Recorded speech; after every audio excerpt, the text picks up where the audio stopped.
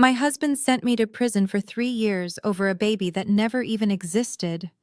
For 3 years, I sat in a 6x8 concrete box, staring at gray walls while he and his mistress lived in my house, spent my money, and erased my name from the life I built. Every month they came to the visitation center, not to see me, but to flaunt their happiness through the glass, but I always refused to come out. They thought I was hiding in shame. They thought I was broken. They had no idea I was simply biding my time, moving pieces on a chessboard they didn't even know existed. Today, the gate opens. Today, I walk out with nothing but a plastic bag of clothes and a bus ticket, or so they think. They believe they have won, that they have buried Aaliyah Davis for good. But the woman walking out of these gates isn't the same woman who walked in. That woman believed in marriage vows and fair play. This woman believes in scorching the earth. Before I tell you how I took down an entire empire without breaking a sweat, let me know where you are watching from in the comments.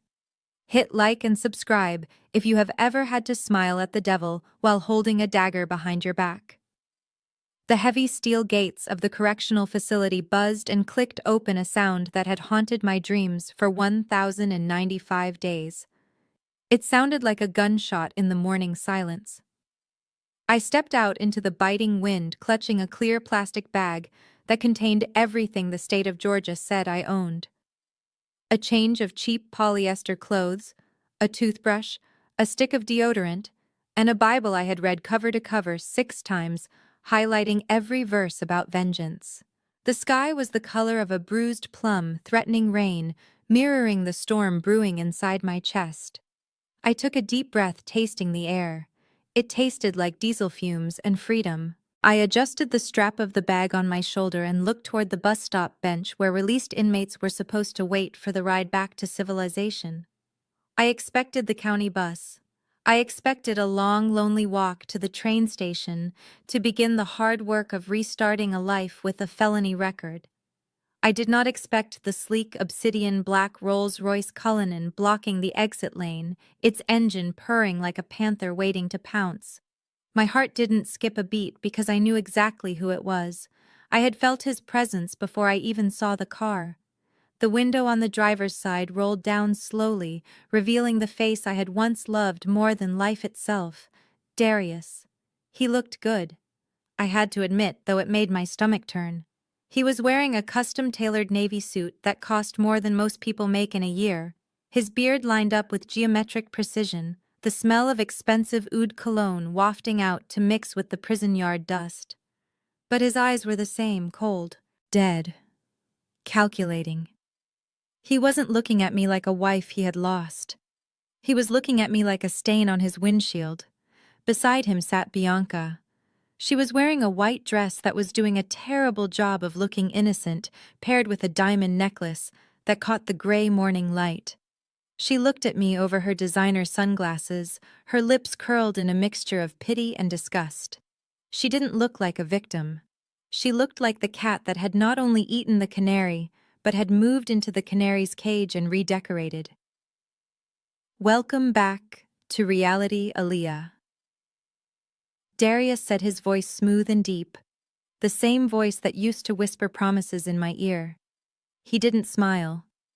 He reached into the center console and pulled out a thick, legal-sized manila envelope.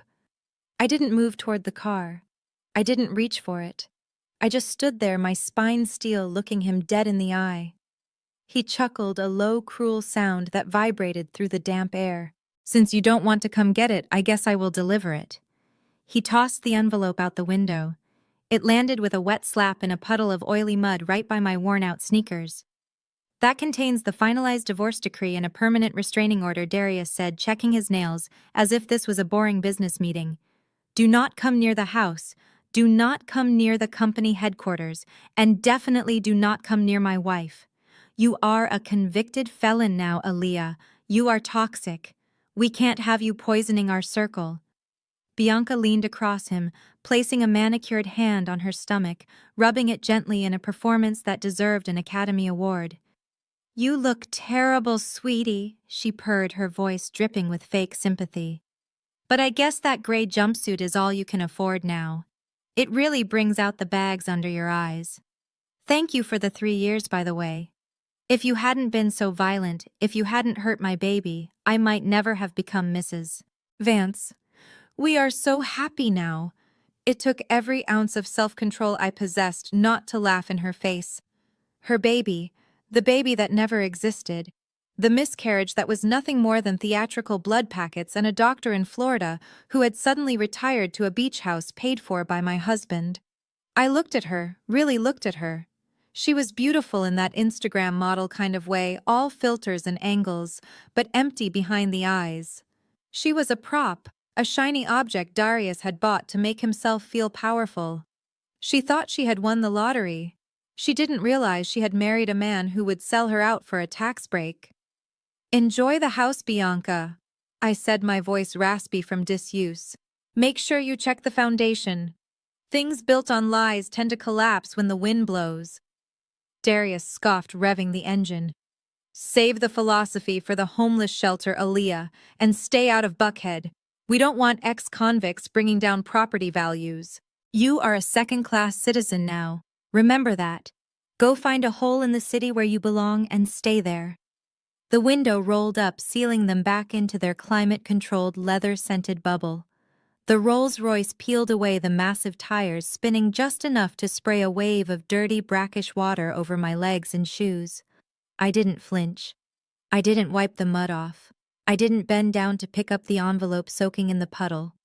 I just watched the taillights disappear around the bend of the road, burning the image into my mind. Let them have their moment. Let them laugh. Let them think I am standing here shivering and broken. Once the car was gone, the silence of the morning returned. I turned my head slightly to the left toward a cluster of trees near the visitor parking lot. A black sedan, nondescript, American-made with tinted windows dark enough to be illegal, pulled up silently from where it had been waiting in the shadows.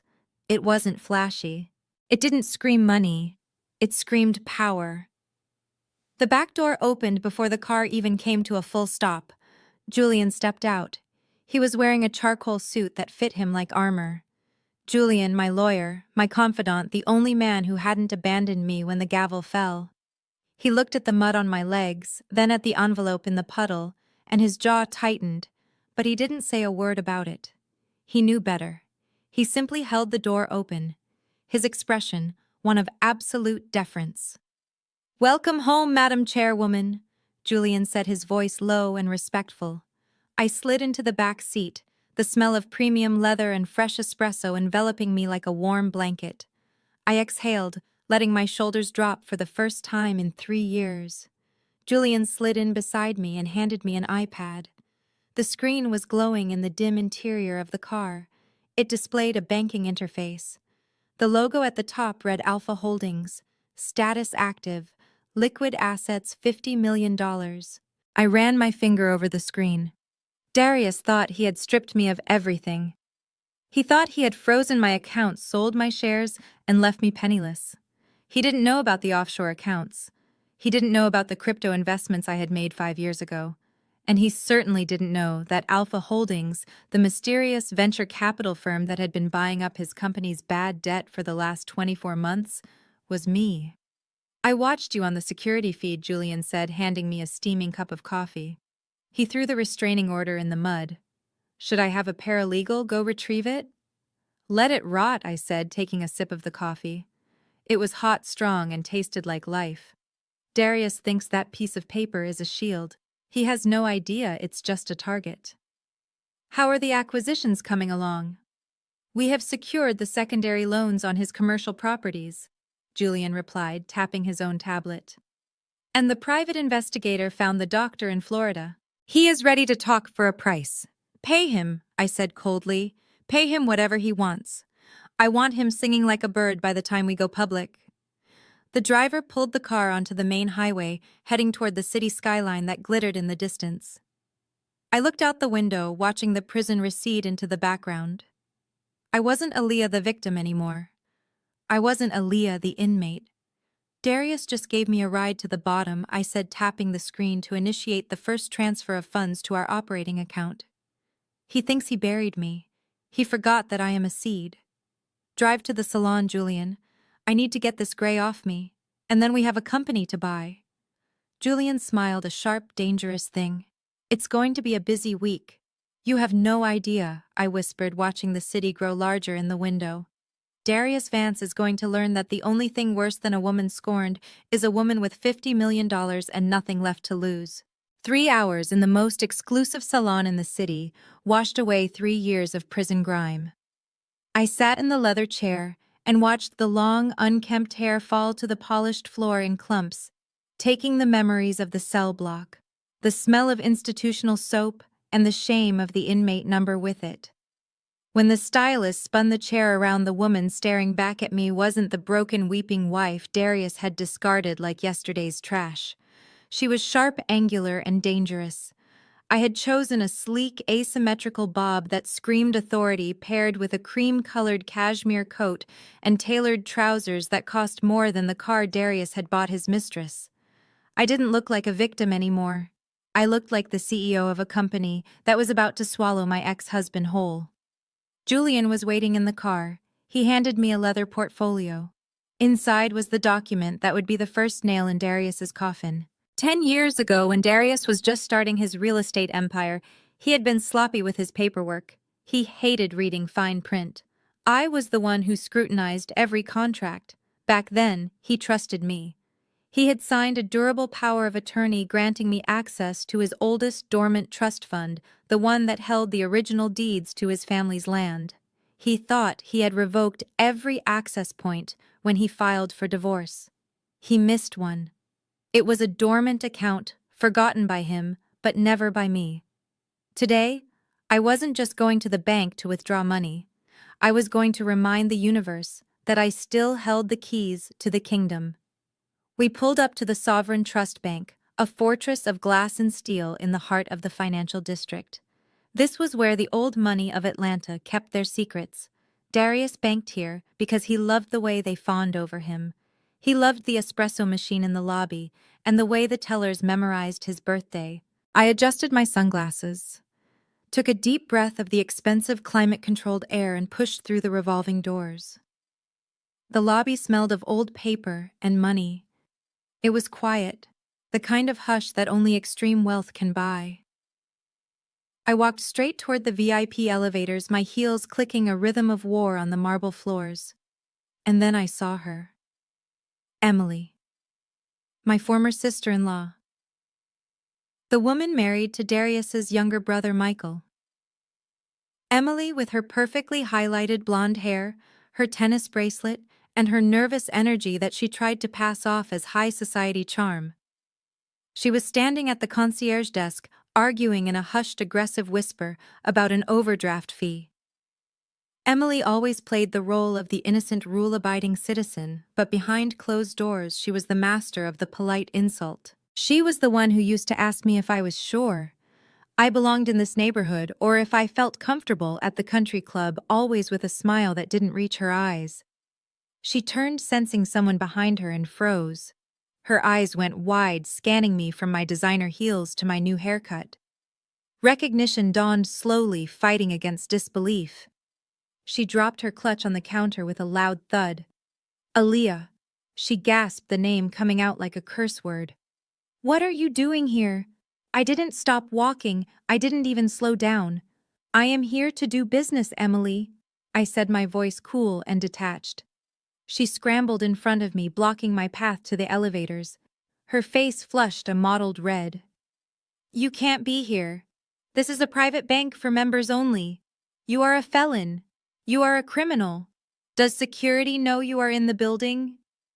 She looked around frantically, her voice rising in pitch, shattering the quiet atmosphere of the lobby. She wanted a scene. She wanted to humiliate me. She wanted to remind me of my place. Security, she yelled, waving her hand at a guard standing near the vault. There is a person here who doesn't belong. I feel threatened. She is harassing me. The guard looked up, confused. I stood perfectly still, looking at Emily with a mixture of boredom and pity. She was so predictable. She was using the only weapon she had ever known, her entitlement. She thought that because I had been to prison I was beneath her. She thought she could snap her fingers and have me removed like a stain on a rug. "You need to leave right now," Emily hissed, stepping closer, her perfume cloying and sweet. "Darius told us about the restraining order. You aren't supposed to be anywhere near us. I am calling him. I am calling the police. You are going back to jail where you belong, you trash." I watched her fumble for her phone, her hands shaking. She was terrified. Not because I was dangerous, but because I looked expensive. I looked powerful. And that didn't fit the narrative Darius had sold them. I was supposed to be broken. I was supposed to be begging for scraps. "Security!" she screamed again, her voice cracking. "Why is nobody doing anything? This woman is a danger to the customers." The elevator doors chimed open. But it wasn't security coming to drag me away. It was Mr. Henderson, the branch manager. A man who had managed my portfolio for years before the divorce. A man who knew exactly where the bodies were buried because I had helped him dig the graves. He walked briskly across the lobby, his face stern. Emily let out a sigh of relief, pointing a manicured finger at my chest. "Mr. Henderson, thank God. This woman is trespassing. She has a criminal record. I want her escorted out immediately. She is making me feel unsafe. She is probably here to pass a bad check." Mr. Henderson didn't even look at Emily. He walked right past her outstretched hand. He stopped in front of me, straightened his tie, and bowed his head slightly. "Ms. Davis," he said, his voice respectful and loud enough for the entire lobby to hear. "We have been expecting you. The director is waiting for you in the private suite. We have the documents regarding the activation of the Alpha Trust ready for your signature." Emily's mouth fell open. Her arm dropped to her side. She looked from Mr. Henderson to me, her brain unable to process what she was hearing. The director. The private suite. Those were things even Darius didn't get access to. I stepped around her close enough that I could see the heavy layer of foundation settling into the fine lines around her eyes. I paused, leaning in until my lips were just inches from her ear. She smelled of fear and cheap Chardonnay. "You should spend less time worrying about my criminal record, Emily," I whispered, my voice like ice. "And more time worrying about that adjustable rate mortgage on your house. I reviewed the bank's foreclosure list this morning. I hear the rates are adjusting next month. It would be a terrible shame if the bank decided to call in the loan on your little McMansion." I pulled back and smiled at her, a shark smiling at a seal. "Have a lovely day, Emily." I walked toward the elevators, Mr. Henderson falling into step beside me. I didn't look back, but I could hear the silence she left behind, a silence heavy with shock and the dawning realization that the predator had just become the prey. The elevator doors closed, shutting out her stunned face, and I watched the numbers climb higher, taking me up to the level where the real games were played. Darius had forgotten to close the gate, and now the wolf was inside. The mansion in Buckhead was glowing like a lantern against the velvet night sky. My mansion. Or at least it used to be before Darius forged my signature on the deed transfer documents while I was awaiting trial. Tonight the driveway was lined with Bentleys and Ferraris, a parade of metal peacocks showing off their feathers. I stepped out of the hired sedan, smoothing the fabric of my white architectural gown. It was stark aggressive and cost more than the legal fees for my first appeal. I adjusted my oversized dark glasses not because the flashbulbs were bright, though they were blinding, but because I needed to hide the hate burning in my eyes. I was walking into the lion's den not as Daniel's sacrificial lamb, but as the hunter. The security guard at the door checked his list. I didn't give him my name. I simply flashed the invite Julian had secured. It identified me as a senior partner from Alpha Holdings, the mysterious investment firm that had just pumped $20 million into Darius's failing liquidity pool. Darius needed this night to go perfectly. He needed the investors to believe his real estate empire was solid, not a house of cards held together by debt and fraud. He stood in the foyer holding a flute of champagne, laughing that fake booming laugh that used to charm me. He looked right at me as I entered. His gaze lingered on the dress on the diamond choker at my throat, but there was no spark of recognition. He saw money. He saw power. He didn't see the wife he had destroyed. "Welcome," he purred, stepping forward to take my hand. His palms were clammy. He was nervous despite the bravado. "I am so glad Alpha Holdings could send a representative. I trust you will like what you see tonight. We are about to change the landscape of Atlanta real estate." I let him hold my hand for a second longer than necessary, my skin crawling at the contact. "The landscape certainly is changing, Darius," I said, altering the cadence of my voice just enough to throw him off. It was lower, huskier. "I hear you have buried a lot of secrets in these foundations." He blinked, a flicker of unease crossing his face, but he recovered quickly. "Every great empire is built on a few secrets," he joked, gesturing toward the ballroom. "Please enjoy the hospitality. My wife Bianca has outdone herself." I walked past him, the heels of my shoes clicking a sharp rhythm on the marble floors I had picked out 5 years ago. The ballroom was suffocating with the scent of lilies and expensive perfume. Bianca was in the center of the room holding court. She wore a red dress that was cut too low and tight, desperate for attention. She spotted me immediately. Women like Bianca have a radar for competition, and she didn't like another woman in the room who looked more expensive than she did. She handed her drink to a waiter and made a beeline for me, her eyes narrowing. "I see Darius is letting just anyone in tonight," she said loudly enough for the nearby circle of socialites to hear. "I don't recall seeing your name on the VIP list. Who are you supposed to be?" I turned to her, slowly lowering my glasses just a fraction so she could see the cold amusement in my eyes. "I am the person paying for this party, Bianca. Alpha Holdings owns the debt on this house, the catering, and I suspect even that dress. So I suggest you be polite to your landlord." Her face twisted in ugly shock.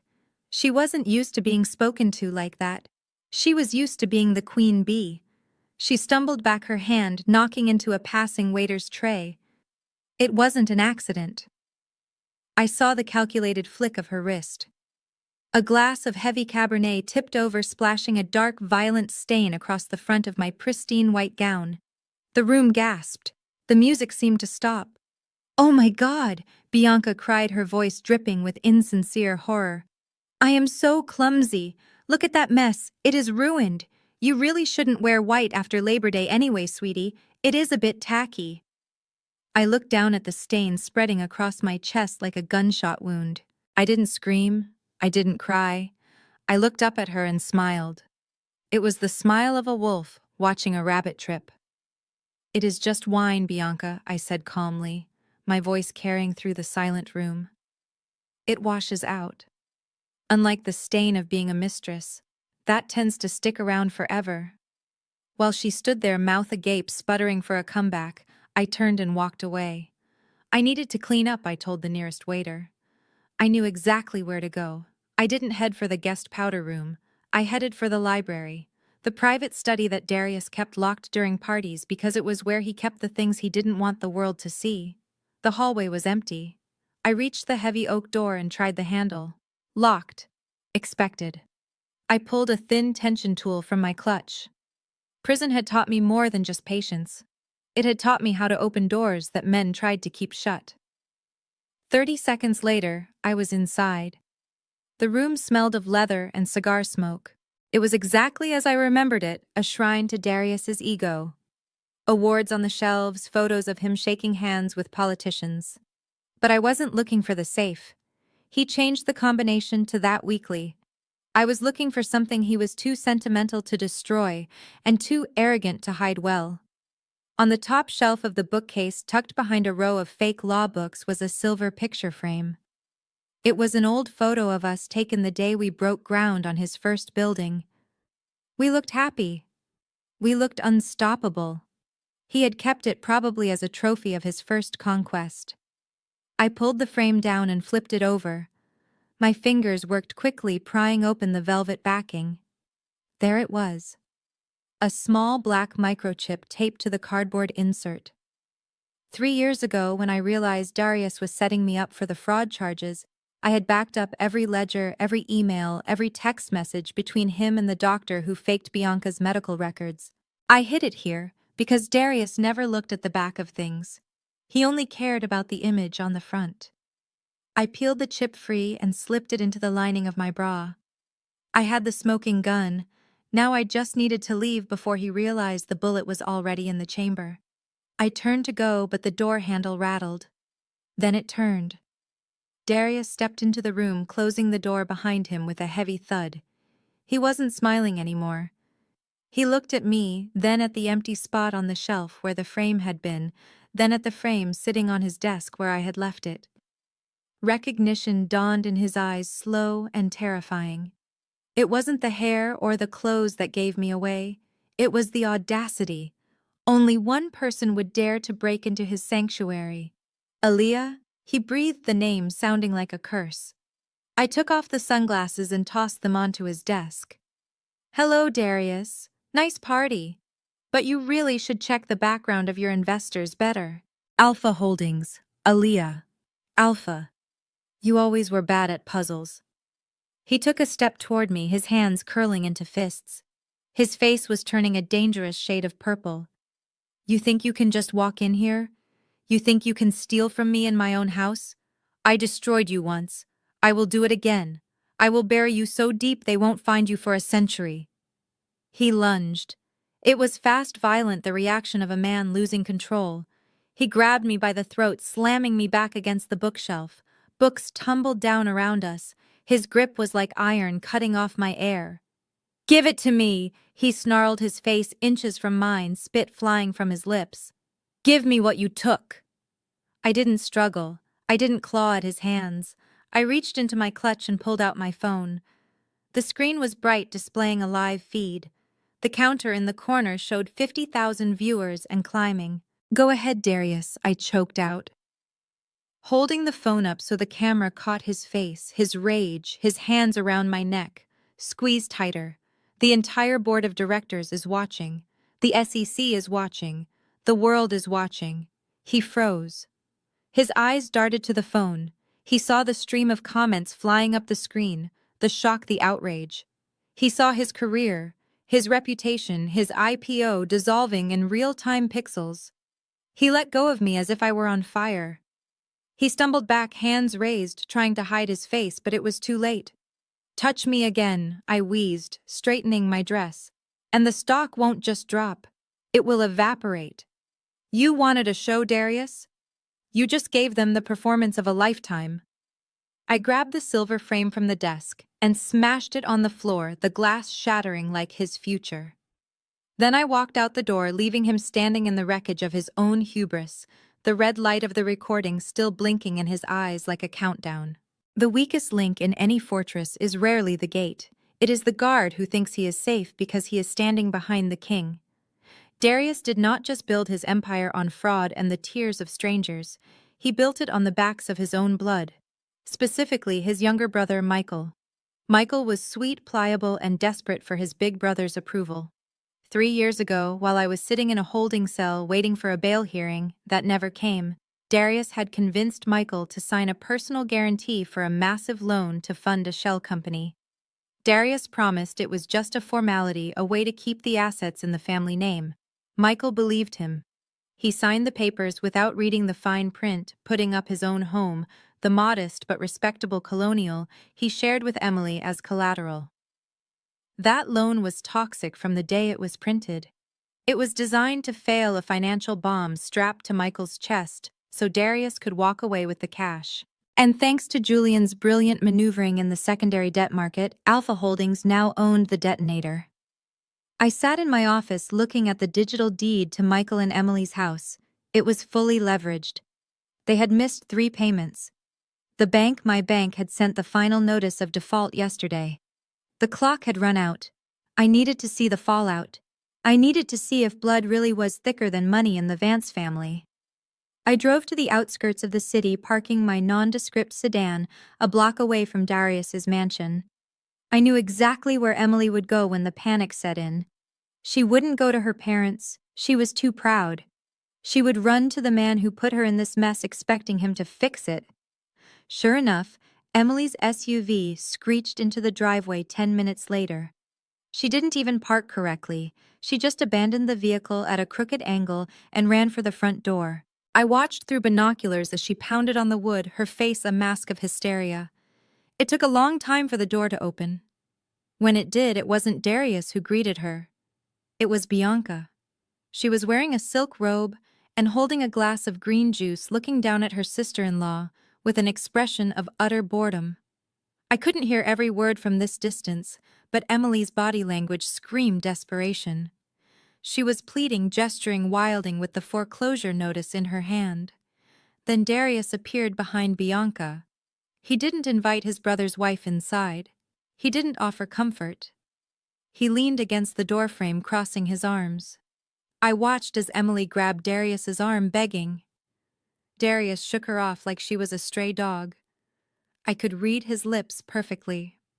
Not my problem. Then came the final insult. Bianca said something that made Emily recoil. She pointed at Emily's shoes, then at the driveway, laughing. "Go home, Emily. You are making a scene. You are embarrassing the family brand." They slammed the heavy oak door in her face. Emily stood there for a full minute, staring at the wood, her shoulders shaking.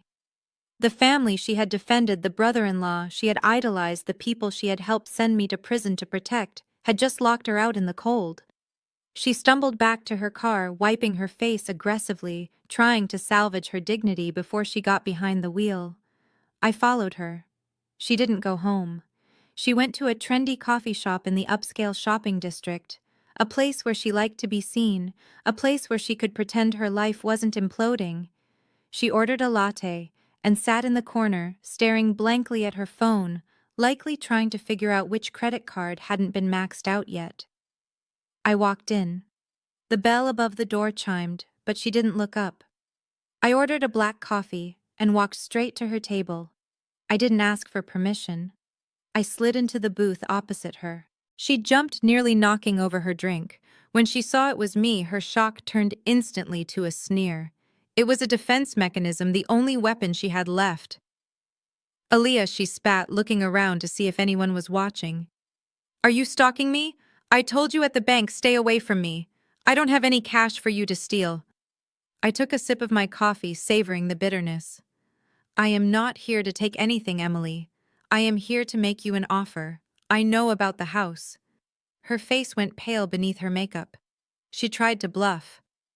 "I don't know what you are talking about. I know Darius used Michael to secure a bad loan." I continued, my voice low and steady. "I know you are in default. And I know Darius just slammed the door in your face when you asked for help." "I saw it." She flinched. Shame colored her cheeks, but her eyes remained hard. "So what? You came here to gloat, to laugh at me because we hit a rough patch." "No," I said. "I came here to offer a solution. I represent an investor who is interested in your property. We know the bank is about to foreclose. When they do, you lose everything. Your equity, your credit score, your reputation. You will be on the street in 30 days. I slid a contract across the table. It was a purchase agreement. My investor is willing to buy the house cash today for the full value of the loan plus a relocation fee. You can stay in the house as tenants for 6 months until you get back on your feet. No foreclosure, no public humiliation. Michael doesn't even have to know how close you came to the edge." Emily stared at the paper. It was a lifeline. It was salvation. All she had to do was swallow her pride. All she had to do was accept help from the woman she had demonized for 3 years. Her hand twitched toward the pen, but then she looked at me. She looked at my designer coat, my calm demeanor, and the power I held in that moment.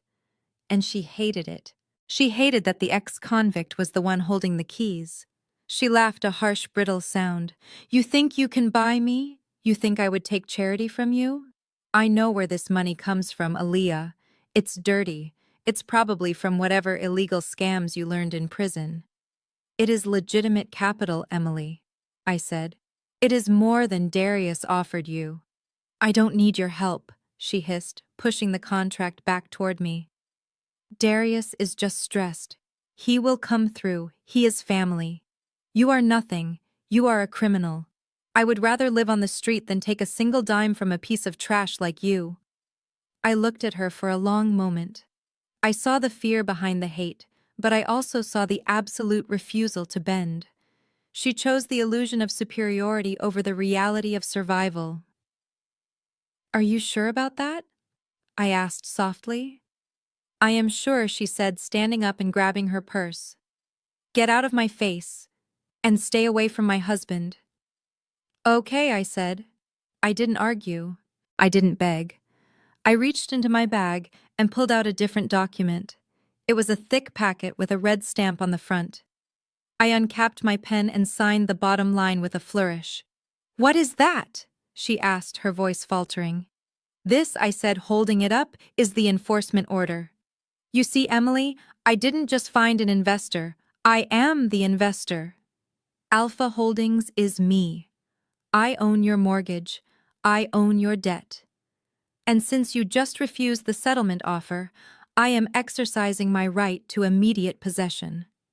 Her eyes bulged. "No, that's not possible." I pointed out the window of the coffee shop. "Look." Two massive moving trucks painted with the logo "Urgent Eviction Services" screeched to a halt at the curb directly in front of the coffee shop, idling loudly. A team of men in jumpsuits jumped out holding clipboards. They weren't there for coffee. "I texted the foreman the address 5 minutes ago," I said, checking my watch. "They are heading to your house right now. The locks will be changed within the hour. Your things will be on the curb by sunset." Emily gasped, clutching her chest. "You can't do this. It's illegal. We have rights." "You had rights," I corrected, standing up and buttoning my coat. "You waived them when you signed that guarantee, and you waived your last chance when you called me trash." I leaned in close, enjoying the way she trembled. "Darius isn't coming to save you, Emily. And now neither am I. Good luck with the Chicago winter.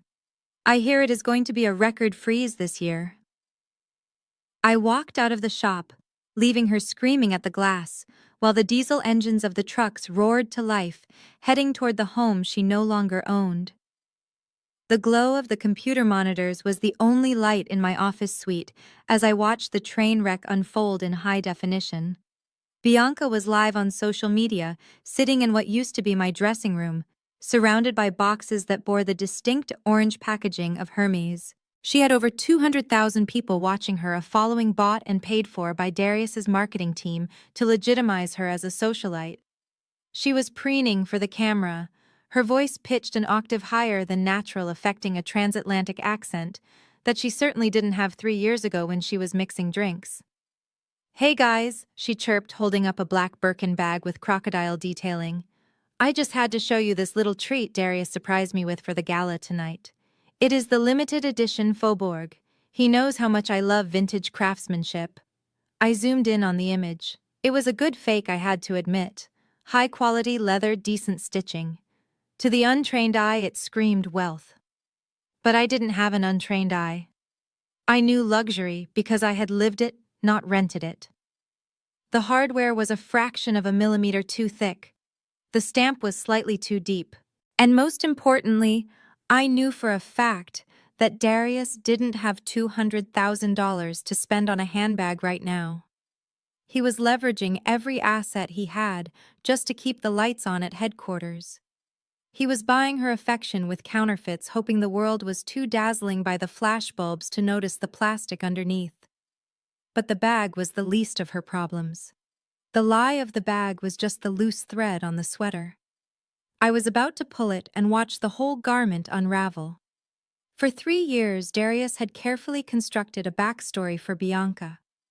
To the press and his investors, she wasn't the girl he met at a bottle service table in Miami.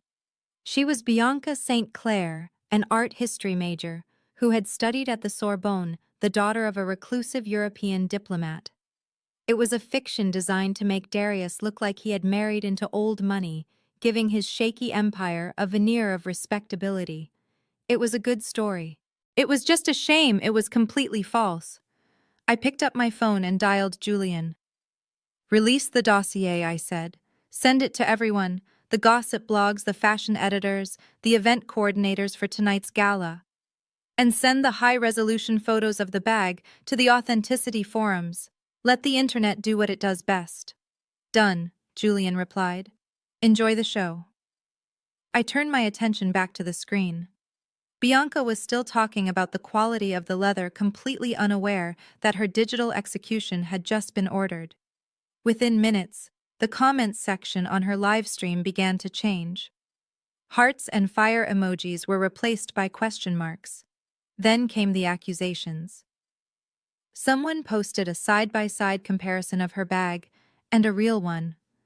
Then someone linked a photo of her from 4 years ago, wearing a neon tank top and holding a sparkler tray at a club called the Velvet Rope in downtown Atlanta. The caption wasn't about art history, it was about 2-for-1 shots. Bianca's smile faltered. She squinted at the screen, reading the comments. "Why are you guys being so mean?" She laughed nervously. "Haters are just going to hate, I guess." She ended the stream abruptly, but the fire was already raging. I switched feeds to the live coverage of the Celestial Charity Gala red carpet. This was the event of the season. Every major brand ambassador was there. Darius had spent a fortune to get them on the guest list, needing to schmooze investors. The limousine pulled up to the red carpet. Darius stepped out first, looking dapper and confident. He extended a hand to Bianca. She emerged, clutching the fake Birkin like a shield. She looked terrified. She must have checked her phone in the car. She knew the storm was breaking, but she didn't know how bad it was about to get. They walked toward the photographers. Usually this was the moment the press shouted for them to look left, look right, smile. Today the questions were different. They were sharp, loud, and aggressive. Bianca. "Is it true you never graduated high school?" a reporter from a major tabloid shouted. "Darius, did you know your wife's diploma is a forgery? Are you carrying a counterfeit bag to a charity event?" Bianca. Darius's smile vanished. He looked at Bianca, confusion warring with anger. He tried to steer her forward to ignore the questions, but the shark smelled blood. Then came the kill shot. A woman with a clipboard and a headset stepped out from the VIP entrance. She wasn't a reporter. She was the regional director for the luxury jewelry brand that had loaned Bianca the diamond necklace and earrings she was wearing. Millions of dollars worth of gems loaned on the premise that she was a rising style icon. The camera zoomed in as the director intercepted them halfway down the carpet. She didn't smile. She spoke loudly enough for the microphones to catch it. "Mrs. Vance, we are revoking our sponsorship effective immediately. Your background check has flagged multiple inconsistencies that violate our morality clause. We need to collect the pieces. Now." "Right here," Bianca squeaked, clutching her throat. "Right here," the woman said coldly. "Or we call the police and report them stolen. We do not associate our brand with fraud." The humiliation was absolute. Right there in front of the flashing cameras and the elite of the city, Bianca had to unclasp the necklace. Her hands were shaking so badly she couldn't work the latch. Darius had to do it. His face was a mask of pure fury. He roughly undid the clasp and handed the diamonds over. He looked like he wanted to murder someone. The photographers went wild. This was the money shot. The glamorous couple stripped bare. Darius grabbed Bianca's arm, his grip visibly painful, and dragged her away from the cameras, bypassing the entrance and heading toward a side door. It was the service entrance, the only place left for them to hide. I switched my view to the hidden camera feed I had installed in the library days earlier. I knew Darius. When he was embarrassed, he needed a place to vent, and he needed it to be private. Moments later, the heavy oak door of the library burst open. Darius shoved Bianca inside. She stumbled in her heels, dropping the fake bag. It spilled its contents across the floor, lip gloss and breath mints scattering like cheap confetti. "You lied to me," Darius roared. He wasn't composed now. He was a monster. "You told me you scrubbed your social media. You told me nobody knew you at that club." "I did," Bianca screamed back, tears streaming down her face, ruining her makeup. "It's Aaliyah. It has to be her. She's doing this. She's ruining my life." "Shut up," Darius yelled. He paced the room, running his hands over his head. "Do you know what just happened out there?" Do you have any concept of the money I just lost? That jewelry deal was the leverage for the construction loan. You stupid, ignorant little... He turned on her. Bianca was backed against the desk sobbing. Fix it, Darius, you have to fix it. You are the big man, right? Make them stop. I can't fix this. You are a laughingstock. And you made me look like an idiot. I bought you a pedigree. I bought you a life. And you couldn't even keep your mouth shut and play the part. He grabbed the fake bag from the floor and hurled it at the wall. It hit a painting and fell with a dull thud. It's just a bag, Bianca wailed. It's a metaphor for your whole existence, Darius screamed. Fake, cheap, and worthless. Bianca lunged at him, her nails raking for his face. It was a desperate, animalistic attack. You promised me, you said I was safe. Darius didn't hesitate. He backhanded her.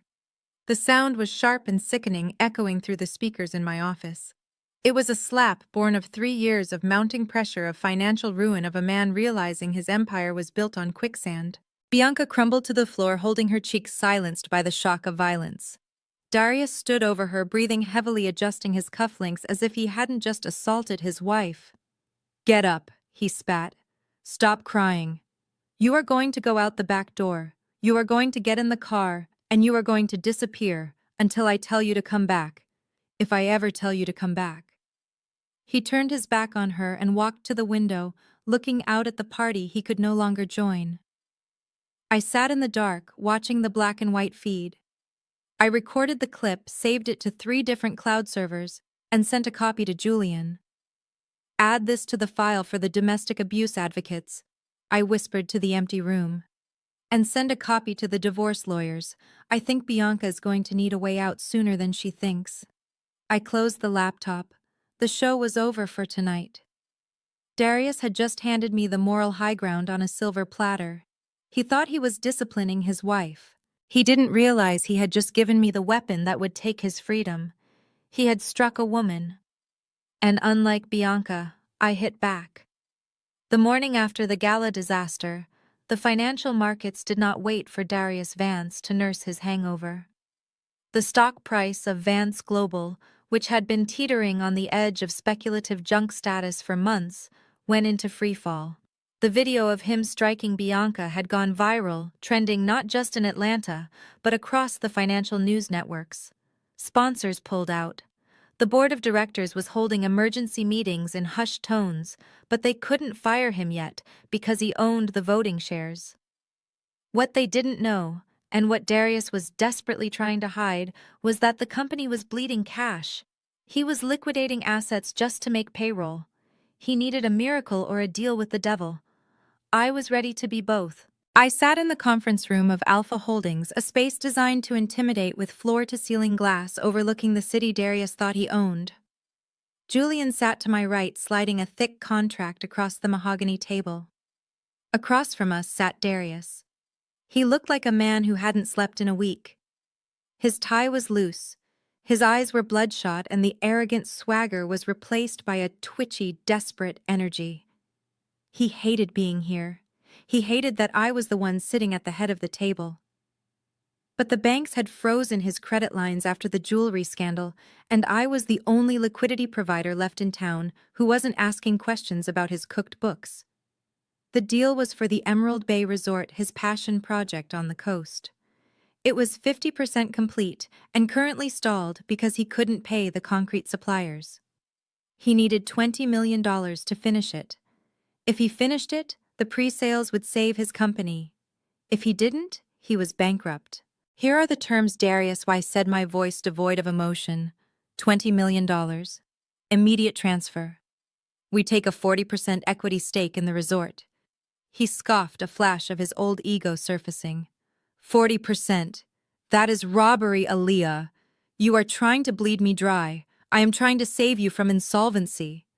I corrected him. Take it or leave it. The wire transfer is ready. You can walk out of here with the money and save your empire, or you can walk out with nothing and explain to your shareholders why the construction cranes are being repossessed tomorrow morning. He stared at the contract. His hand shook slightly as he reached for his pen.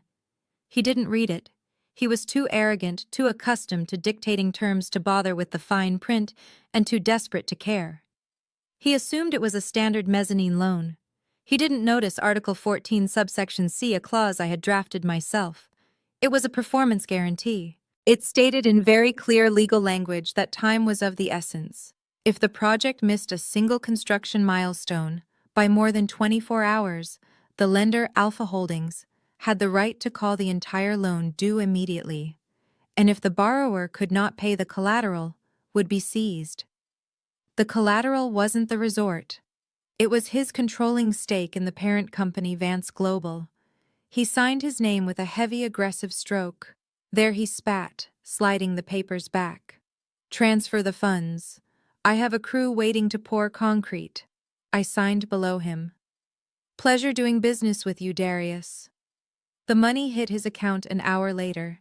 He left my office looking triumphant, thinking he had outsmarted me, thinking he could use my money to dig himself out of the hole I had put him in. He drove straight to the construction site, barking orders, firing the project manager, and demanding double shifts to make up for lost time. He was manic. He thought he was back on top. He didn't know I had the meeting of my own scheduled for that afternoon. I drove out to the industrial park on the south side of the city to meet with Big Mike, the head of the local construction union. Big Mike was a man of principle, but he was also a man who knew Darius Vance had a history of stiffing contractors. I didn't offer him a bribe. I offered him insurance. I showed him the financials of Vance Global. I showed him that the pension fund payments were late. If you pour that concrete tomorrow, Mike, I told him sitting on a crate in his dusty office, you are building a tomb. He can't pay you next week. But if you hold the line, if you demand a safety inspection due to the rush orders he is pushing, I will guarantee your men get paid for the downtime. Mike looked at the ledger, then at me. A safety inspection takes 3 days, ma'am. Minimum. Safety first, Mike, I said, handing him a cashier's check that covered a month of wages for his crew. We wouldn't want anyone getting hurt. The next morning was the deadline for the foundation pour. It was the first milestone listed in the contract Darius had signed without reading. At 7:00 a.m., Darius arrived at the site in his SUV, ready to oversee the resurrection of his dream. He found silence. The cranes were still. The cement mixers were parked and empty. The workers were sitting on their tailgates, drinking coffee and eating donuts. Big Mike stood by the gate, arms crossed, holding a clipboard. "What is this?" Darius screamed, storming out of his car. "Why aren't you pouring?" "We are on a schedule. I am paying you double time." "Safety hold, Mr. Vance," Mike said calmly, tapping the clipboard. "We received reports of structural instability in the retaining wall. Can't pour until the city inspector clears it. Union rules." Darius went white. He knew what this meant. He screamed. He threatened. He tried to physically shove a worker toward a mixer, but nobody moved. The site was dead. The sun climbed higher in the sky, marking the passage of time. Every hour that passed was a tick on the clock of his destruction. He called City Hall, but the inspectors were surprisingly busy that day. He called non-union scabs, but they couldn't mobilize the heavy equipment fast enough. The sun set. The deadline passed. At 8:00 a.m. the next morning, exactly 24 hours after the missed milestone, I sat in my office and pressed the enter key on my laptop. The default notice was sent. Darius was in his office trying to secure a bridge loan from a shady overseas lender when his email pinged. He opened it. I imagine the sound he made was something like a wounded animal. The notification from the bank was automatic. Because of the default on the Alpha Holdings contract, the lien on his shares had been exercised. The transfer of ownership was immediate. He called me. I didn't answer. I just watched the stock ticker. Panic set in. Real, visceral panic. Darius realized he didn't own his company anymore. He didn't own the building he was standing in.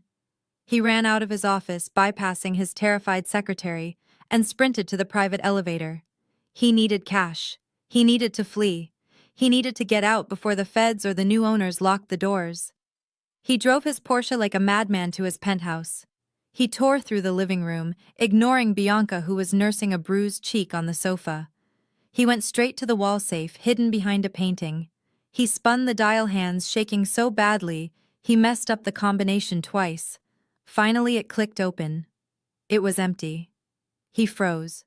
He scrambled to his bedroom, pulling open drawers, looking for the emergency cash, the watches, the gold bars he kept for doomsday. Gone. Everything was gone. He ran back to his car, intending to drive to the private airfield where he kept a small plane. He jumped into the driver's seat and pushed the start button.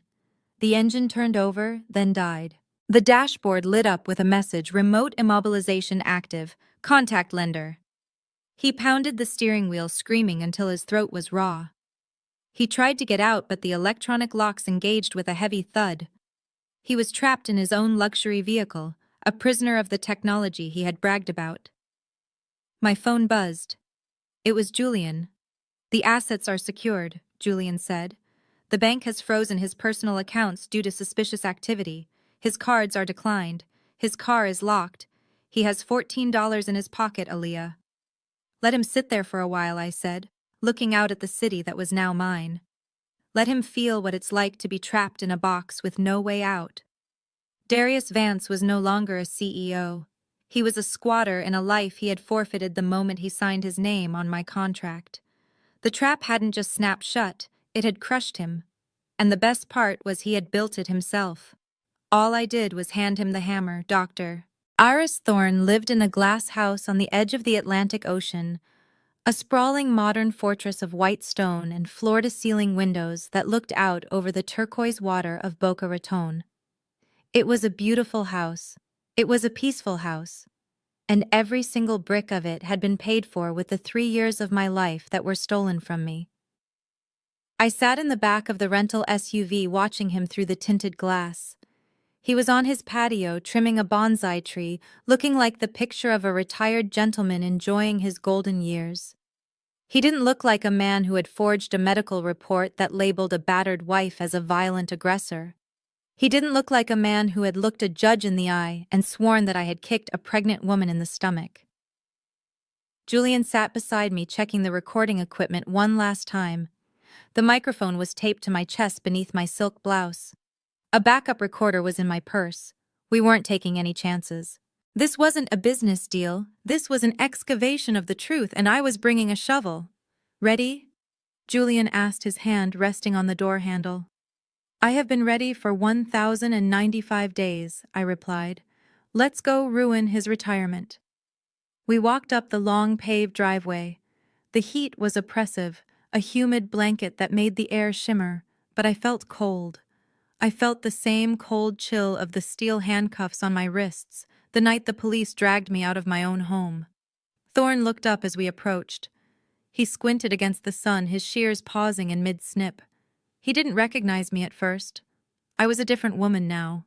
But as we got closer, as I removed my sunglasses and let him see the eyes of the woman he had sent to hell, his face went slack.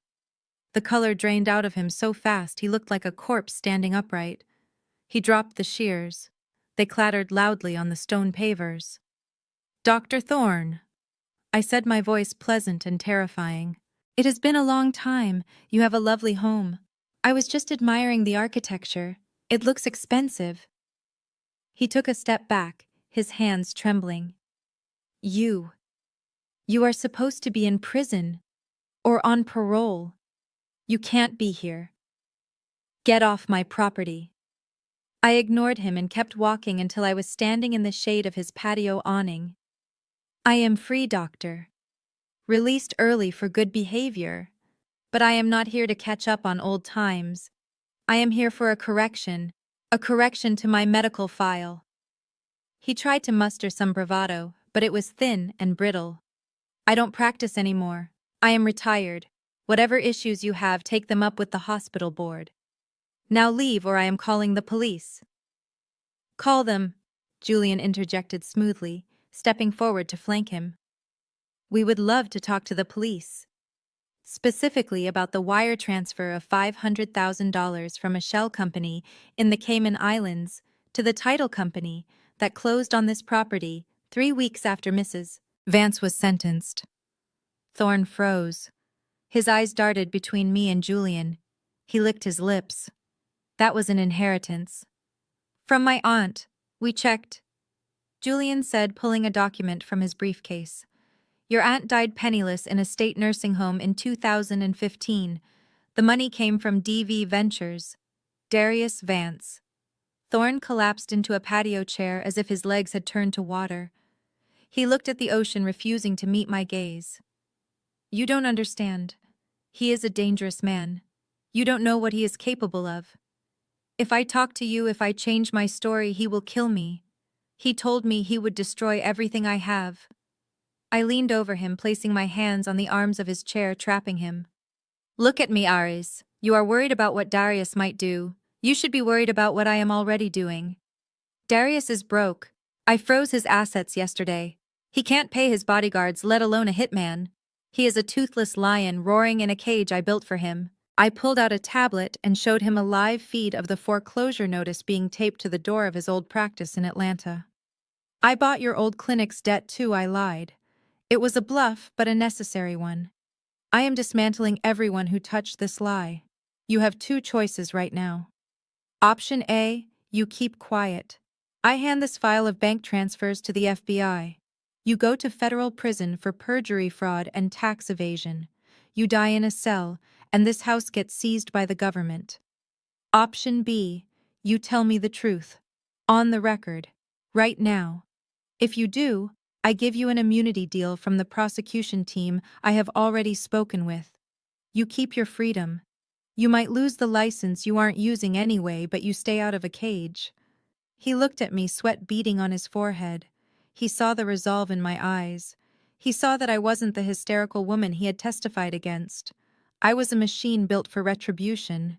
He is going to ruin me, he whispered. He is already ruined, I said. The only question is, do you want to go down with him? He closed his eyes. He took a shuddering breath. Then he nodded. It was never real, he said, his voice barely audible. Speak up, I commanded. It was never real, he said louder, opening his eyes. There was no baby. Bianca was never pregnant. She came to me a week before the incident. Darius was with her. They offered me the money, $500,000. I had gambling debts. I was going to lose my license anyway. They needed a medical paper trail. Go on, I said, my heart hammering against my ribs. The truth. Finally. They set it up. He continued, the words spilling out now like a dam breaking. Bianca had a procedure years ago. A tubal ligation. She can't conceive. Darius knew that. They used theatrical blood packs. The kind they use in movies. Darius staged the argument.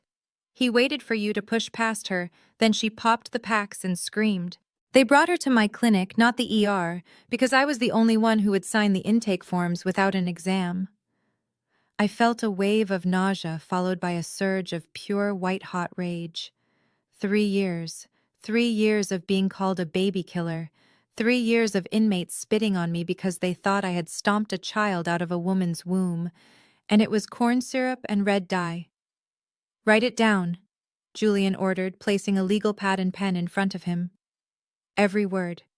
And then say it again for the recording. Thorne wrote. His hands shook, but he filled the pages.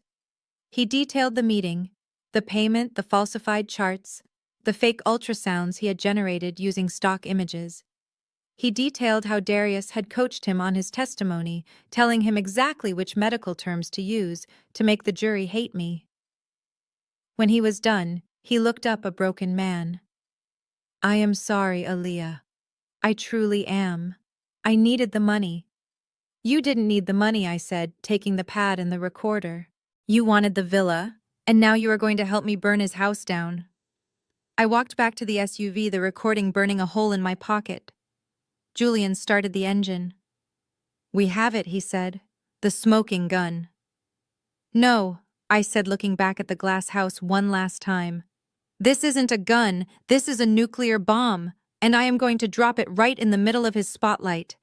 I pulled out my phone and dialed the number of the special agent in charge of the SEC investigation. Agent Miller, I said. I have something you need to hear. It concerns the IPO, And you might want to bring handcuffs to the launch party. The drive back to the airport was silent, but my mind was loud. I replayed the doctor's confession over and over. Fake blood, a barren mistress, a husband who would frame his wife for murder just to get her out of the way of his ambition. Darius thought he was untouchable. He thought he had erased the evidence. He forgot that the truth is like water. It always finds a crack. And I was the flood. The fluorescent lights of the roadside motel flickered with a depressing buzz, illuminating the water stains on the ceiling that Emily had been staring at for 3 hours. It had been 2 weeks since I evicted her. 2 weeks of living in a single room with her husband Michael and their 2 children. The room smelled of mildew and stale fast food.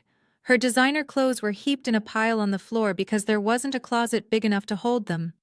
Michael was sitting on the edge of the bed, head in his hands, staring at the wall. He hadn't looked at her directly in days. The silence between them was thick with blame. He blamed her for pushing him to trust Darius.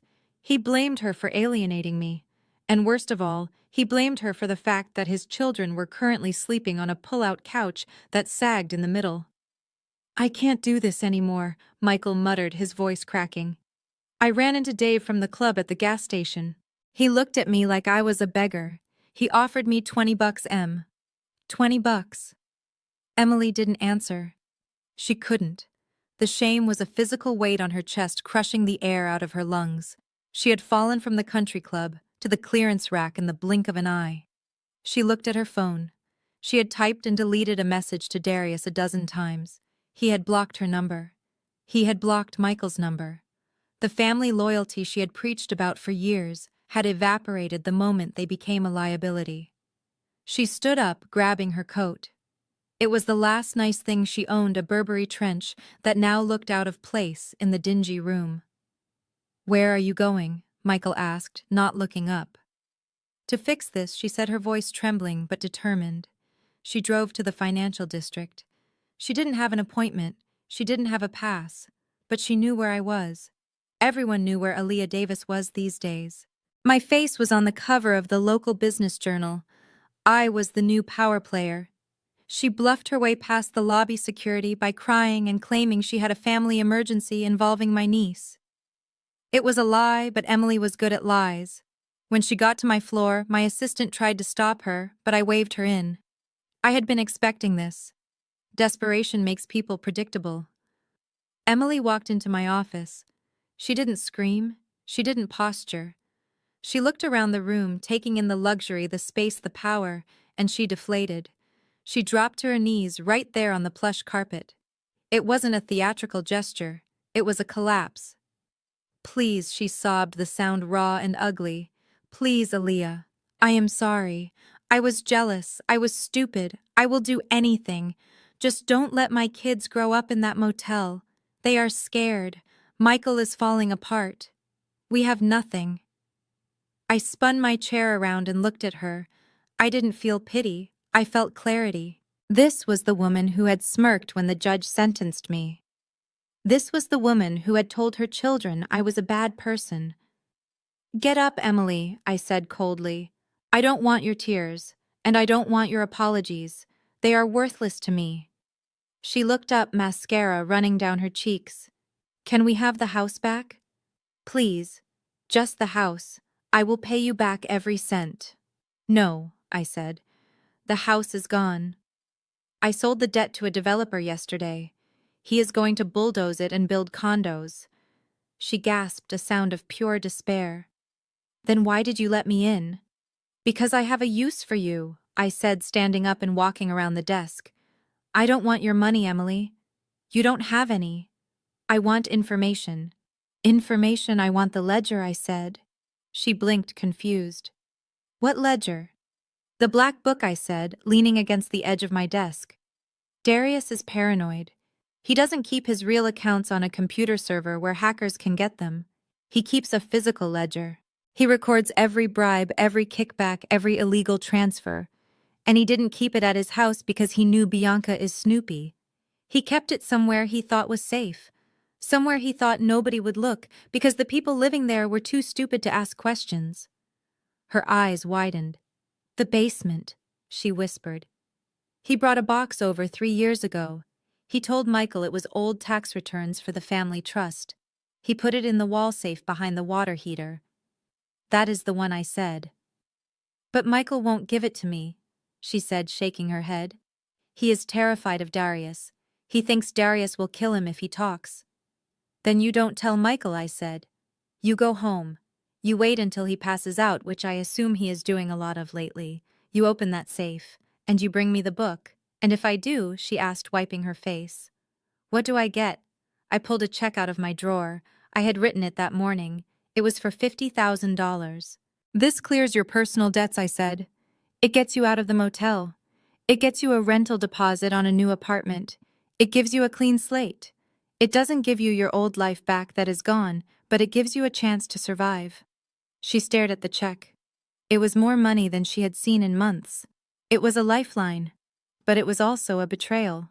She would be hammering the final nail into Darius's coffin. He is your brother-in-law, I reminded her. The man who locked you out. The man who let you lose your home. Do you owe him loyalty? She looked at the check, then at me. Her face hardened. The fear was replaced by a cold, sharp anger. No, she said. I don't owe him a damn thing. She took the check. Bring it to me tomorrow morning, I said, before the IPO launch. I will, she said. That night, Emily waited. She waited until the sounds of the motel settled into a low hum. She waited until Michael's snoring filled the small room. She dressed in the dark. She drove back to the house that was no longer hers. She used the spare key hidden under the rock that the eviction crew had missed. She crept into the basement. The air was cold and smelled of damp earth. She moved the loose brick behind the water heater. She spun the dial on the safe. She knew the combination because Darius was lazy. It was his own birthday. The door clicked open. Inside, sitting on top of a stack of dusty papers, was a black leather notebook. It looked innocent. It looked like a diary. But Emily knew it was a weapon. She grabbed it, shoved it under her shirt, and ran back to her car. She sat in the driver's seat, her heart pounding against her ribs, clutching the book that would destroy the Vance empire. She looked back at the dark house one last time.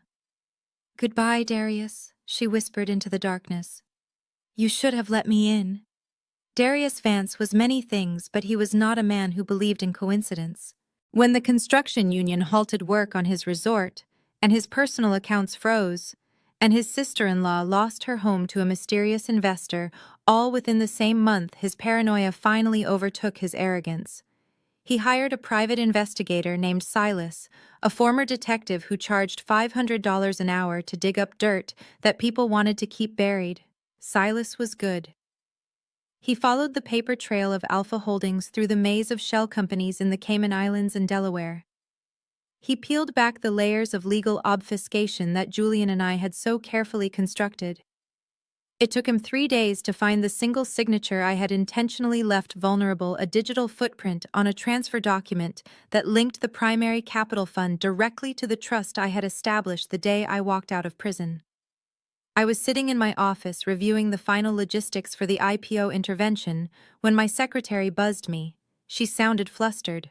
Darius Vance was in the lobby. He did not have an appointment, but he was claiming to be a majority stakeholder. I told her to send him up. I had been expecting this moment. I adjusted the silk cuffs of my blouse and leaned back in my chair, waiting for the storm to enter. Darius did not storm in. He strutted. He walked through the glass doors with a smile that was equal parts charm and mania. He was wearing his lucky tie, a crimson silk number he always wore when he was closing a deal. He looked around my office, taking in the panoramic view of the skyline, the modern art on the walls, and the quiet hum of expensive efficiency. He did not look like a man who was facing bankruptcy. He looked like a man who had just won the lottery. "Hello, Aaliyah," he said, closing the door behind him and locking it. He walked over to the wet bar in the corner and poured himself a drink without asking. He swirled the amber liquid in the crystal glass and turned to face me. Nice office. A bit cold for my taste, but it certainly screams power. I watched him over the rim of my glasses. You are trespassing, Darius. State your business or I call security." He laughed, a deep throaty sound that used to make my knees weak and now just made my skin crawl. "You can drop the act, baby." "I know." Silas found the trail. "Alpha Holdings is you. You are the one buying my debt. You are the one squeezing my suppliers. You are the one haunting me." He took a sip of the bourbon and walked toward my desk. Most men would be terrified to find out their ex-wife held the leash to their life. Most men would be begging for mercy. But Darius was a narcissist of the highest order. He did not see revenge, he saw obsession. "You spent millions of dollars to get my attention," he said, his voice dropping to a seductive whisper. "You bought my loans. You bought my family's debt. You surrounded me. Why would a woman go to such lengths to control a man unless she was still madly in love with him?" I stayed silent, letting him talk, letting him build his own delusion. It was fascinating in a morbid way. He genuinely believed that my systematic dismantling of his life was a cry for affection. "I know I hurt you," he continued, sitting on the edge of my desk, encroaching on my space. "I know sending you away was harsh. But look at what it made you. You came out stronger. You came out a player. Bianca doesn't have your fire. She doesn't have your brain. She is just a pretty face to put on billboards. She bores me, Aaliyah. She is a child playing dress-up. You and I, we are the real deal. We built an empire once. We can do it again." He reached out and tucked a strand of hair behind my ear. I didn't flinch. I needed him to believe he was winning. "What are you proposing, Darius?" I asked, keeping my voice neutral. "I am proposing a merger," he said, grinning. "Not just business, personal. Bring Alpha Holdings into the fold. Use your capital to stabilize the IPO. We go public tomorrow and we become billionaires. You save the company, and I save you from this lonely life of vengeance." "And Bianca?" I asked. He waved his hand dismissively. "Bianca is a placeholder. She is good for the cameras, but she is not a partner. She is expendable. You know how the game is played. I need a wife for the public image, but I need a queen for the throne. Be my silent partner. Be my secret weapon. We can run this city together just like we planned. You can be the second wife, the one who actually matters. Bianca will never know. And even if she finds out, who cares? She is nothing without me." The audacity was breathtaking. He was asking me to save him, to fund his fraud, and to accept the position of mistress to my own husband, while he kept the woman who helped frame me as his public face. He was offering me the scraps from his table and expecting me to be grateful. He thought I was desperate for his validation. He thought the money was just a tool to get back into his bed. I stood up slowly, walking around the desk until I was standing toe-to-toe with him. I looked up into his eyes, searching for any trace of humanity, any shred of remorse. There was none, just greed and ego. "You really think we can make this work?" I asked, softening my eyes, letting a hint of fake vulnerability creep into my voice. "After everything." "I know we can," he said, sensing victory. He put his hands on my shoulders. "We are two sides of the same coin, Aaliyah. You proved that. You play dirty just like me. That is why I love you. You are the only one who can handle me. Come back to me. Save the IPO. Save us." I let out a breath I had been holding. He was so close I could smell the bourbon on his breath. I forced a small, hesitant smile. "The IPO is tomorrow," I said. "It is the biggest day of your life." "Our life," he corrected. "I need to think about it, Darius," I said, stepping back slightly out of his reach. "This is a lot to process. You want me to bail you out. You want me to be the secret woman. It is a big ask. It is a big reward," he countered. "Think about the power. Think about the money. Don't throw it away out of spite. Come to the launch tomorrow. Come as my guest of honor. Stand in the front row. When I ring that bell, I want to look down and see you. That will be my answer. If you are there, I know we are a deal." I looked at him, and for a split second I felt a flash of pity. He was so confident. He was so sure that he could charm his way out of a bear trap. He didn't realize the jaws were already closing. "Send me the invitation," I said. He beamed. He reached into his jacket pocket and pulled out a gold-embossed envelope. I brought it just in case. Front row center. The VIP box. You will have the best view in the house. I took the envelope. The paper felt heavy, expensive. It was an invitation to his coronation. Or his execution. I will be there, I said, meeting his gaze with a look that he interpreted as submission, but was actually a promise of destruction. I wouldn't miss it for the world. I need to be there to witness your historic moment, Darius. He leaned in and kissed my cheek. It was a proprietary kiss, a brand. Good girl. I knew you would come around. Wear something red. I always loved you in red. He left my office whistling. He walked with a bounce in his step, convinced he had just pulled off the greatest deal of his life. He thought he had neutralized the threat. He thought he had turned his enemy into his asset. He didn't know that the woman he just invited to the front row was bringing the FBI as her +1. I watched him get into the elevator. As soon as the doors closed, I wiped my cheek with the back of my hand, scrubbing away his touch.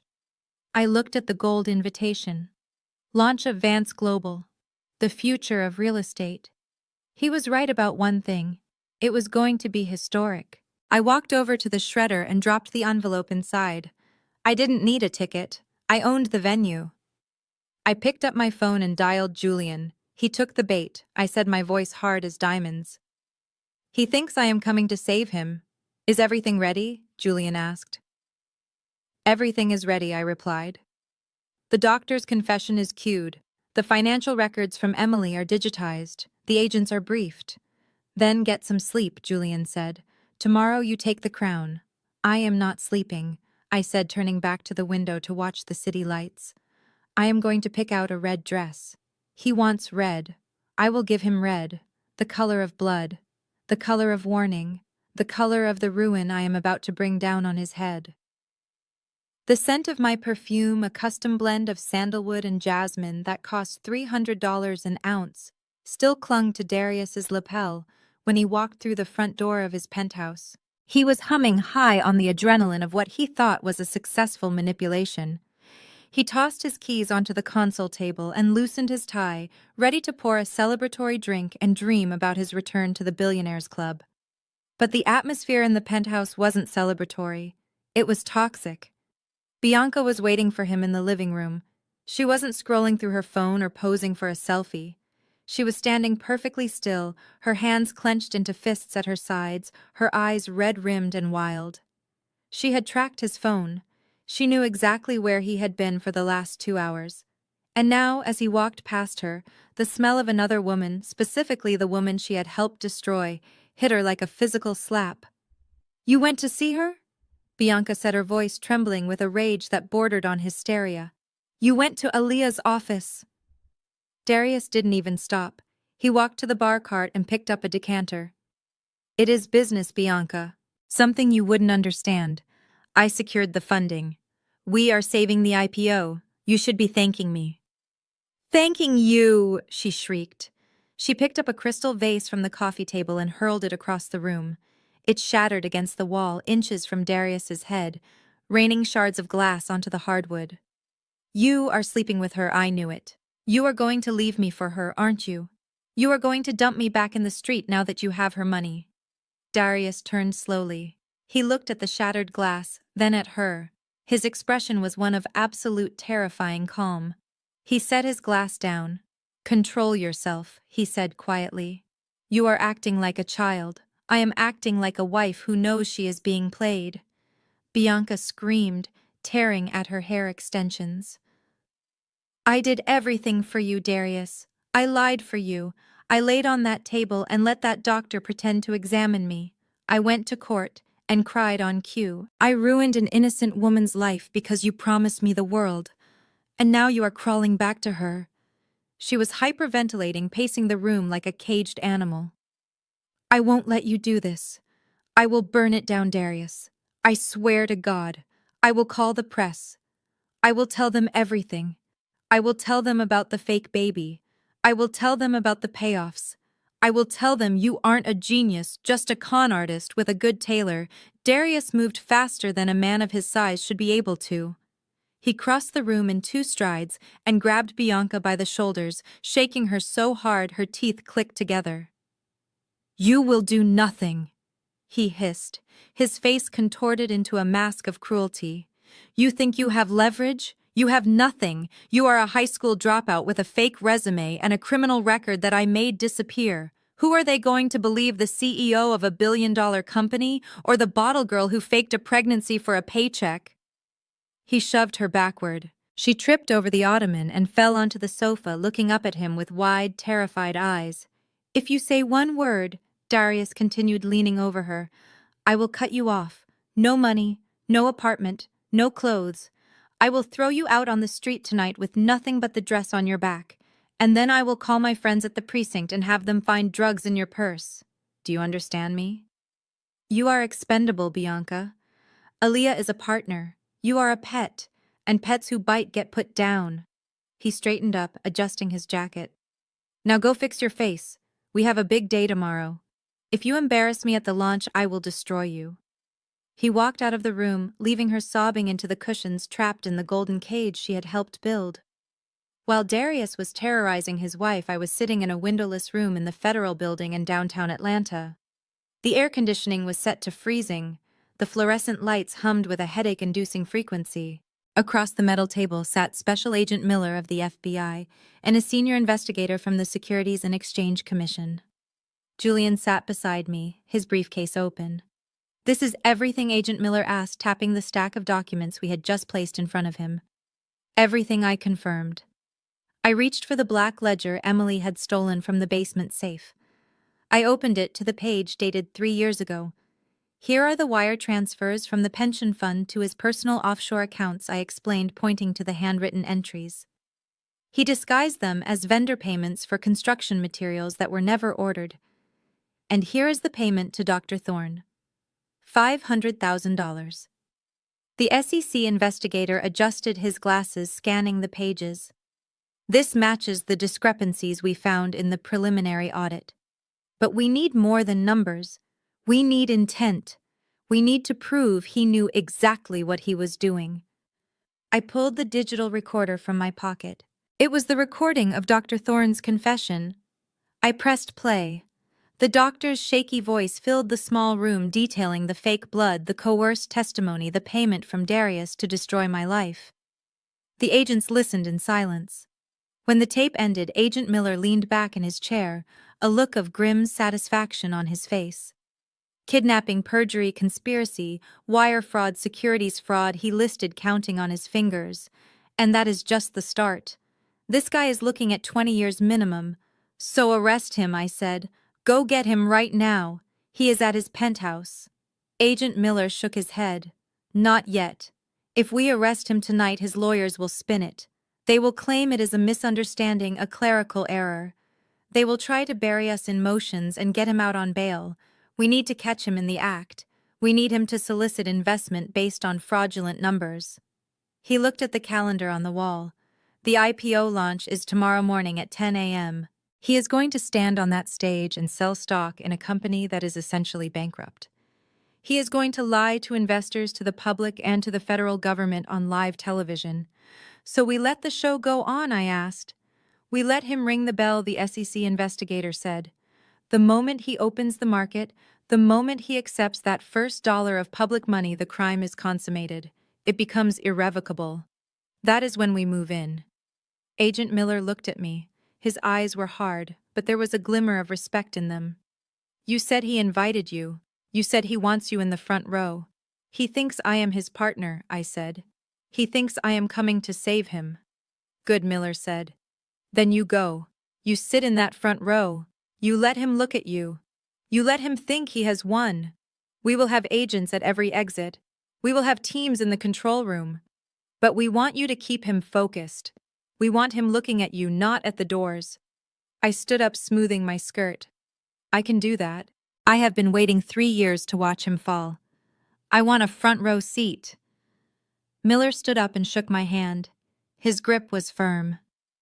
Be careful, Ms. Davis. A narcissist is most dangerous when the applause stops. But don't worry, when that bell rings, the stage is yours.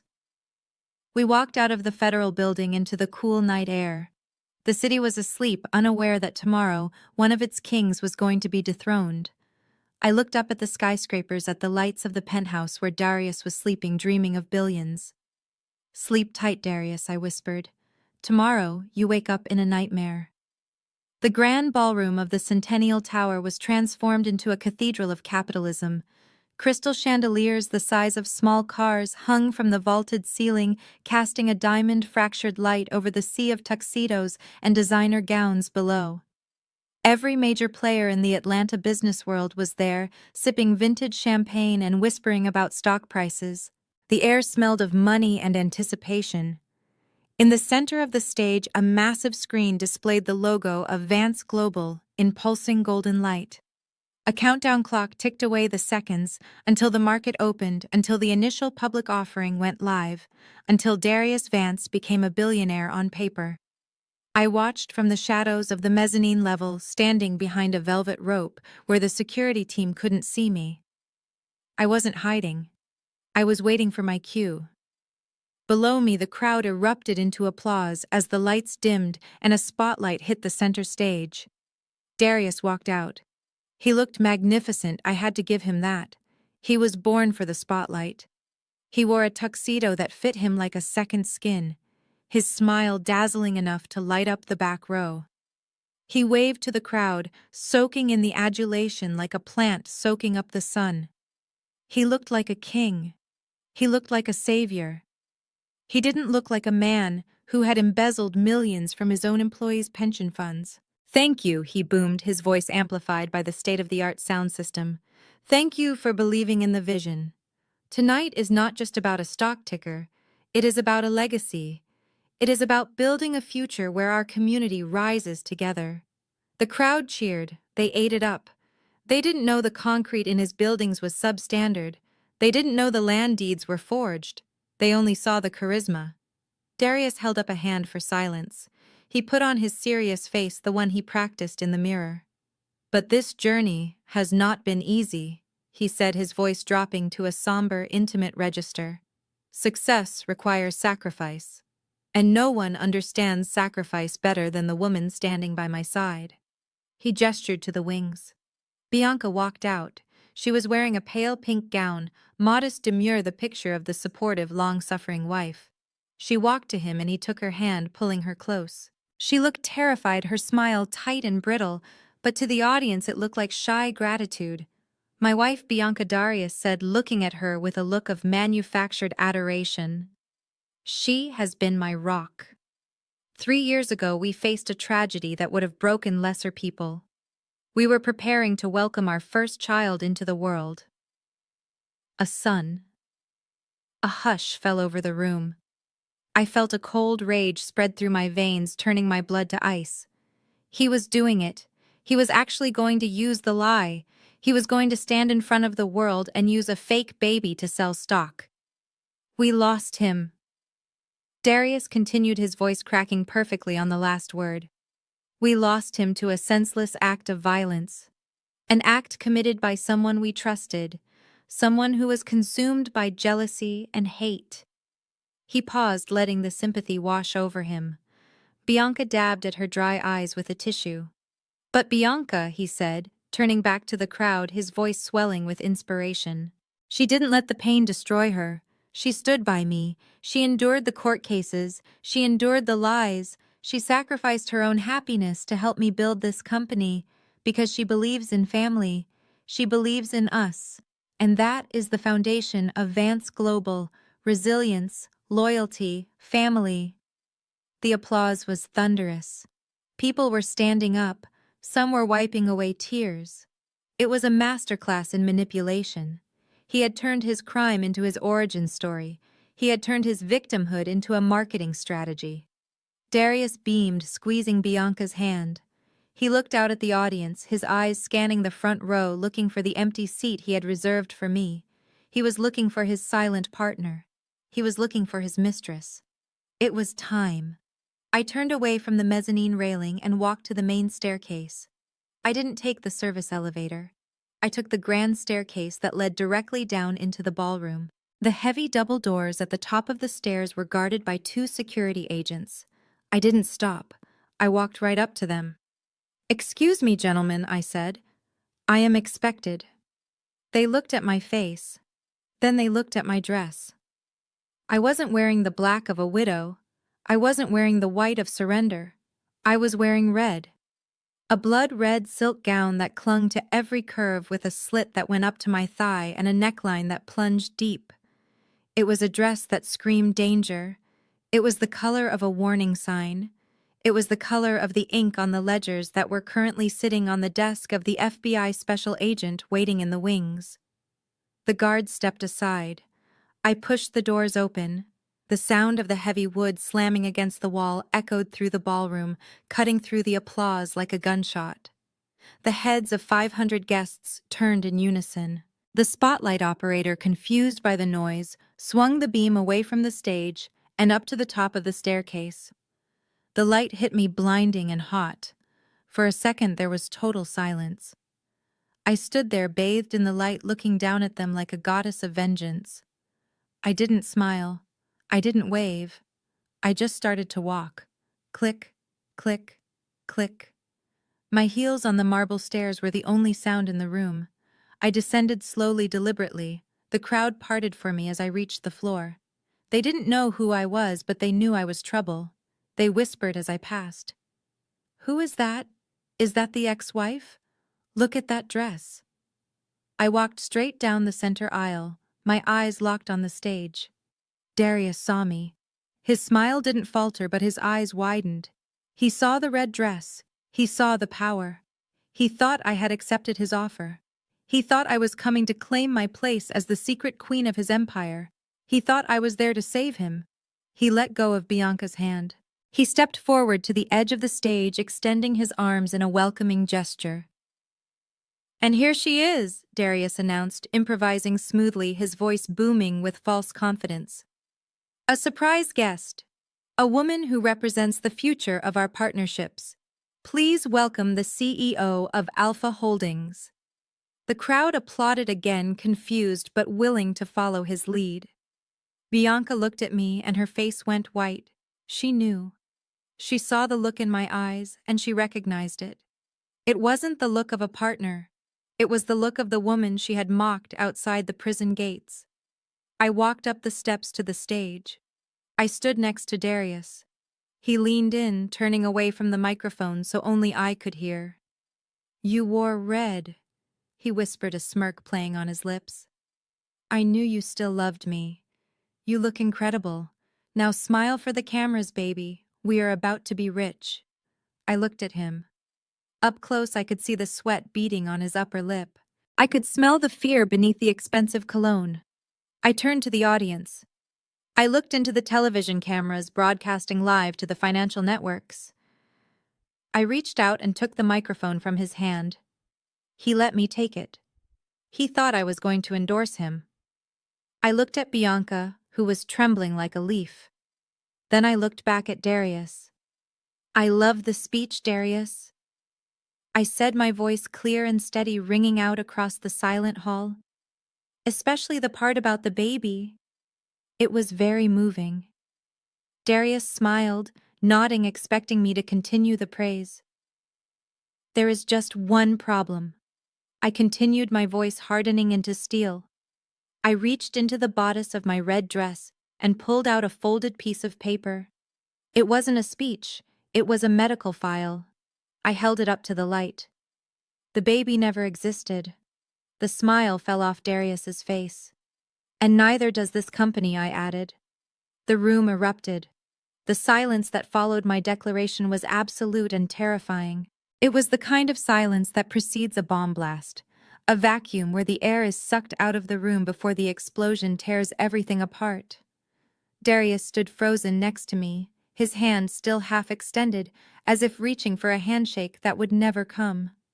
His smile was stuck in a rictus of confusion, his eyes darting from my face to the crowd and back again. He laughed nervously, a wet choking sound, amplified by the microphone I still held in a vice grip. He tried to step in front of me, to use his physical bulk to shield me from the cameras, to regain control of the narrative he had so carefully crafted. He leaned into the mic, his breath hot and smelling of fear. "Ladies and gentlemen," he stammered, his voice tight. "It seems my ex-wife is having another one of her episodes. The stress of her incarceration has clearly taken a toll on her mental health. We tried to be kind. We tried to include her. But perhaps this was a mistake. Security, please escort Ms. Davis off the stage so we can continue with the business of the future." He reached for my arm, his fingers digging into my bicep with bruising force. He wasn't trying to escort me. He was trying to hurt me. He was trying to squeeze me into submission right there on live television. But I didn't move. I didn't flinch. I planted my heels into the stage floor and looked him dead in the eye. "There is no episode, Darius," I said, my voice projecting clear and cold to the back of the ballroom. "And there is no future for this company, because there is no foundation. You built a castle on a graveyard of lies. You want security. You might want to save them for yourself." I looked up toward the control booth at the back of the room. Julian was there, standing next to the lighting technician he had paid off an hour ago. I gave a barely perceptible nod. Suddenly, the massive LED screen behind us, which had been displaying the pulsing golden logo of Vance Global, flickered. The music cut out with a sharp screech of feedback that made the audience wince. The golden logo dissolved into static, a harsh gray noise that filled the room. Then the image cleared. It wasn't a stock chart. It wasn't an architectural rendering. It was a document. It was a medical record. High resolution. Blown up to the size of a billboard so that even the people in the cheap seats could read the fine print. The header read, "St. Jude's Women's Health Center."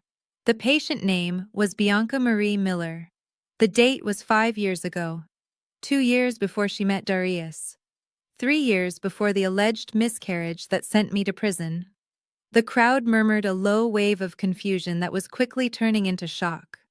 I turned to the screen, pointing a manicured finger at the highlighted text in the center of the document. "Read it," I commanded the room. "Read the procedure code. Bilateral salpingectomy.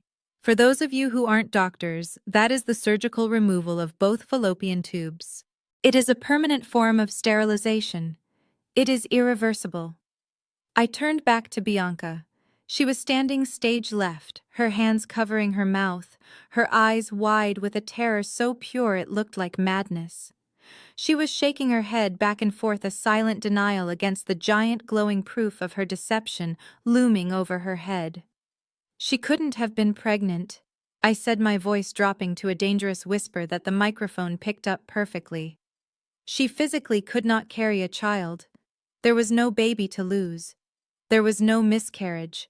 There was just a woman who wanted a lifestyle she didn't earn, and a man who wanted a reason to lock up his wife." Darius lunged for the microphone then. He abandoned all pretense of civility. He grabbed my wrist, twisting it violently, trying to wrench the device from my hand. "Cut the feed," he screamed at the control booth, his face contorted into a mask of pure animal rage. "Cut the damn feed. Turn it off." But the feed didn't cut. Instead, the image on the screen changed again. The medical document was replaced by a video. The audio boomed through the ballroom speakers, drowning out Darius's shouting. It was the face of Dr. Eris Thorne sitting on his patio in Boca Raton, looking old and defeated. The video was crisp, the audio crystal clear. It was fake. The doctor's voice echoed through the hall, a ghostly confession from a man who thought he had gotten away with it. The blood was theatrical-grade corn syrup and red dye number 4. Darius bought it from a supply house in North Hollywood. He brought it to the clinic in a gym bag. The audience gasped, a collective intake of breath that sucked the oxygen out of the room. I saw investors in the front row dropping their champagne flutes. I saw the representatives from the pension funds standing up, their faces pale. Darius paid me $500,000, the doctor continued on the screen. He wired it to a shell account in the Caymans. I falsified the intake charts. I wrote the report that said Mrs. Vance caused blunt force trauma. But there was no trauma. There was no fetus. It was all a script. Darius let go of my wrist. He stumbled back, looking at the giant face of the doctor on the screen. He looked like a man who had seen a ghost. He looked at the audience, his eyes wild, searching for an ally, searching for someone who still believed the myth of Darius Vance. But there was no one. The admiration in the room had evaporated, replaced by a thick, heavy disgust. "Lies," Darius shouted, but his voice was thin without the microphone. "It is a deep fake. She used AI. She is framing me." I stepped toward him. I held the microphone out like a weapon. "Is the bank transfer a deep fake too, Darius?" I asked. "Because I have the Swift codes. I have the emails where you told Bianca which dress to wear to court to look more sympathetic. I have the text messages where you joked about how easy it was to fool the jury." I gestured to the screen again. A new image appeared. It was a spreadsheet. A ledger. The black ledger Emily had stolen from the basement safe. The numbers were highlighted in red. Millions of dollars siphoned from the company accounts. Millions of dollars stolen from the investors sitting in this very room. "You didn't just frame me," I said, walking him down, forcing him to retreat toward the edge of the stage. "You stole from them. You stole from the pension funds of the teachers and firefighters you claimed to support. You used their retirement money to buy Bianca's jewelry. You used their savings to pay off your gambling debts.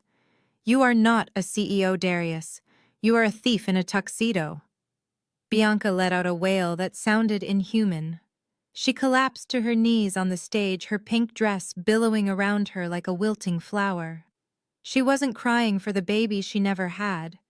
She wasn't crying for the husband she was about to lose. She was crying because the spotlight was finally shining on the truth, and the truth was ugly. "It wasn't my idea," she screamed, pointing a trembling finger at Darius. "He made me do it. He said he would leave me if I didn't help him get rid of her. He said he needed her shares. I just wanted to be loved." The crowd was in an uproar now. People were shouting. Security guards were unsure of who to protect and who to detain. The live broadcast light on the cameras was still blinking, a steady, unblinking red eye, broadcasting the fall of Rome to the entire financial world. Darius looked at Bianca with pure hatred. "Shut up," he roared. "Shut up, you stupid cow." He turned back to me. His eyes were dead. There was no charm left, no mask, just the raw, violent narcissism of a man who realized he had lost the game. "You think you have won?" he sneered, reaching into his jacket pocket. "You think you can humiliate me in my own house? I am Darius Vance. I built this city. I own this city." He wasn't reaching for a pen. He wasn't reaching for a phone. I saw the glint of metal. He was reaching for the small pearl-handled pistol he kept for show, the one he claimed was for protection, but was really just another prop for his ego. He pulled the gun. Screams erupted from the floor. The crowd scattered, diving under tables, rushing for the exits. But I didn't run. I didn't flinch. I stood my ground, the red dress flowing around me like armor. I knew something he didn't. I knew that the security detail at the doors wasn't his private team anymore. I had bought out his security contract 3 hours ago. Those men didn't work for Vance Global. They worked for Alpha Holdings. And behind them, waiting in the wings, were the federal agents who had been watching the entire performance. "Go ahead, Darius," I said softly, my voice calm amidst the chaos. "Pull the trigger. Add attempted murder to the list. It will make the sentencing hearing so much shorter." He raised the gun, his hand shaking. He aimed it right at my heart. "Goodbye, Aaliyah," he whispered. But before his finger could tighten on the trigger, the side doors burst open with a crash that shook the walls. "FBI, drop the weapon." A dozen agents in tactical gear swarmed the stage, their rifles trained on his chest. The red laser dots danced across his tuxedo shirt like angry fireflies. Darius froze. He looked at the gun in his hand. He looked at the agents. He looked at me. And in that split second, he realized the final crushing truth. He wasn't the king. He wasn't the victim. He was just a criminal who had been outsmarted by the wife he underestimated. He dropped the gun. It clattered on the stage floor, a hollow metallic sound that signaled the end of the show. He raised his hands, his face a mask of defeat. I walked over to him. I leaned in close, so only he could hear me over the shouting of the agents and the sobbing of his mistress. "I told you, Darius," I whispered. "I told you I would come to witness your historic moment. And look, you made history. You are the first man to lose everything on live television." I turned and walked away as the agents tackled him to the ground. I walked past Bianca, who was being handcuffed by a female agent. I didn't look back. The stage was mine. The night was mine. And the ruin was absolute. The chaos in the ballroom was a living, breathing thing, a beast that had been fed on lies for too long and was now starving for truth. The agents had Darius pinned to the floor, his tuxedo jacket torn at the shoulder, his face pressed against the same stage where he had planned to be crowned King of Atlanta. But I wasn't done. The handcuffs were clicking shut, the metal biting into his wrists, but there was one last layer of his facade that needed to be stripped away. I looked up at the control booth one final time. Julian knew the cue. The massive screen behind us, which had just displayed the medical evidence of Bianca's deception, flickered once more. The image shifted from medical charts to financial spreadsheets. These weren't just any spreadsheets. They were the raw data dumps from the shadow accounts Emily had retrieved from the basement safe.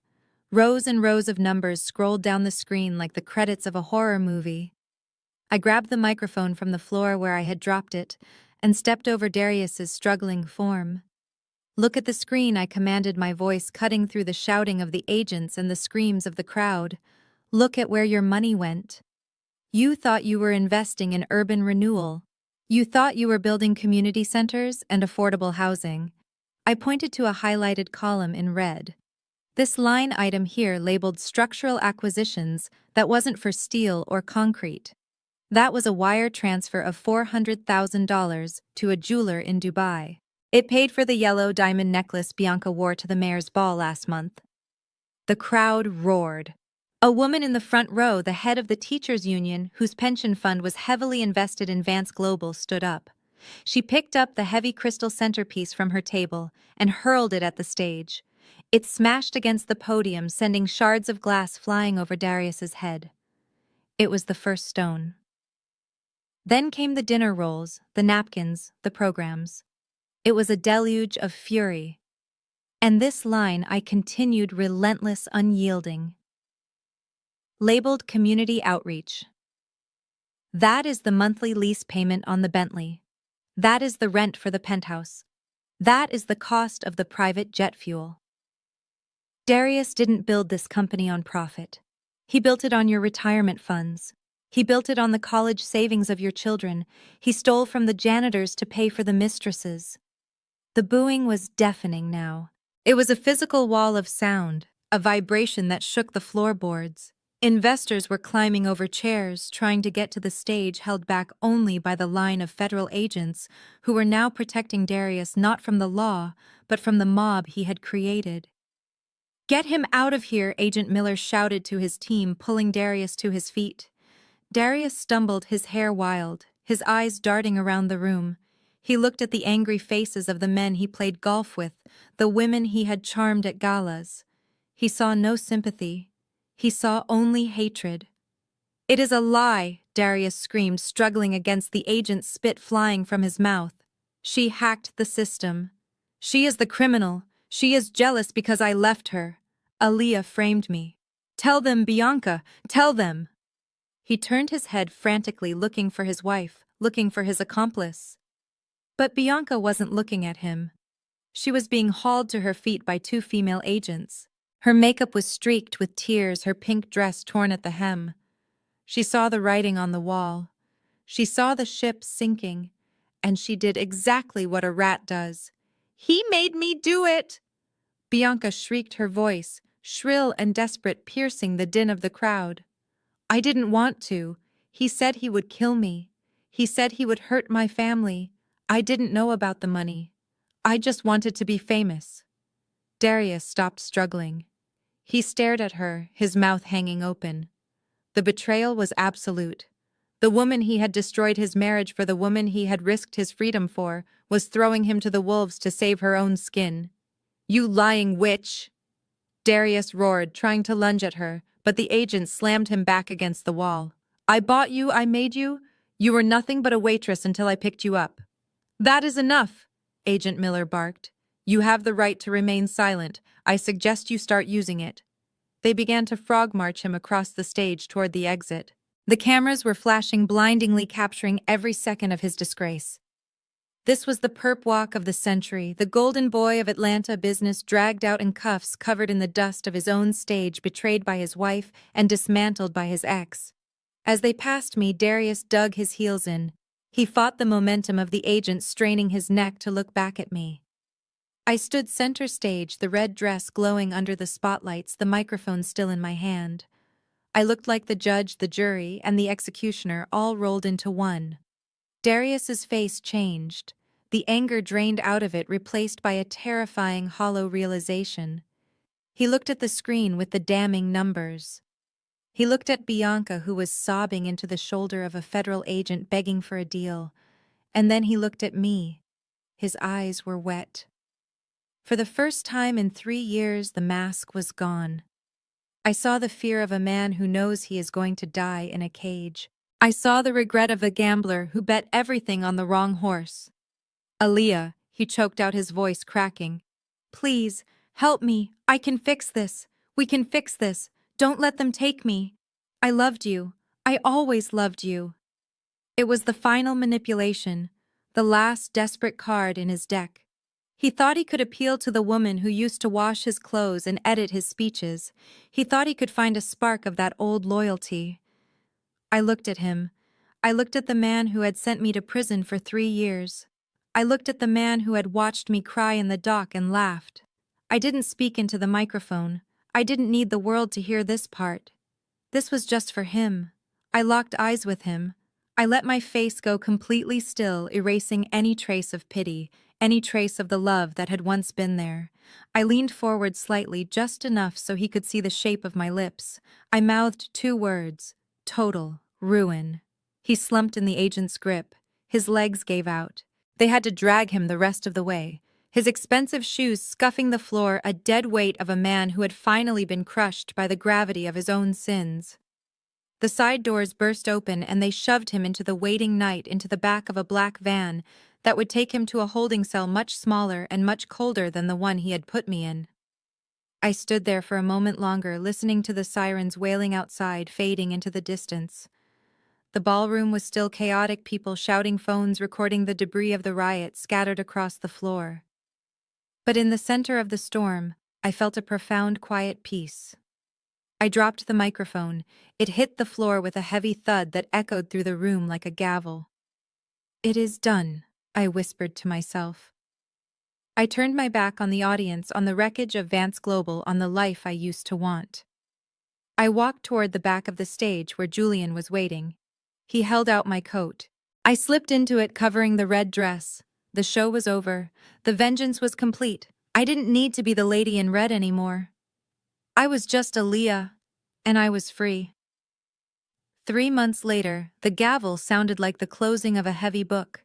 It echoed through the federal courtroom, a sound of finality that sent a shiver down the spines of everyone in the gallery. Darius Vance stood before the judge, stripped of his Armani suit, wearing a jumpsuit the color of a traffic cone. He looked smaller. Without his entourage, without his expensive shoes, without the lie of his success to prop him up, he was just a man. A man who had gambled his soul and lost. The judge did not mince words. He called Darius a predator. He called him a blight on the business community. And then he sentenced him to 25 years in a maximum security federal penitentiary without the possibility of parole for at least 20. Darius did not scream. He did not fight. He just slumped forward, his forehead touching the defense table, and wept. It wasn't a cry of remorse. It was the cry of a narcissist who finally understood that the mirror was broken and no one was watching anymore. Bianca stood next. She tried to play the victim one last time. She wore no makeup, her hair pulled back in a severe bun, looking at the jury with wide, tearful eyes. She claimed she was coerced. She claimed she was just a girl in love. But the jury had seen the text messages where she laughed about my prison sentence. They had seen the video of her faking the miscarriage. The judge gave her 5 years for conspiracy, fraud, and perjury.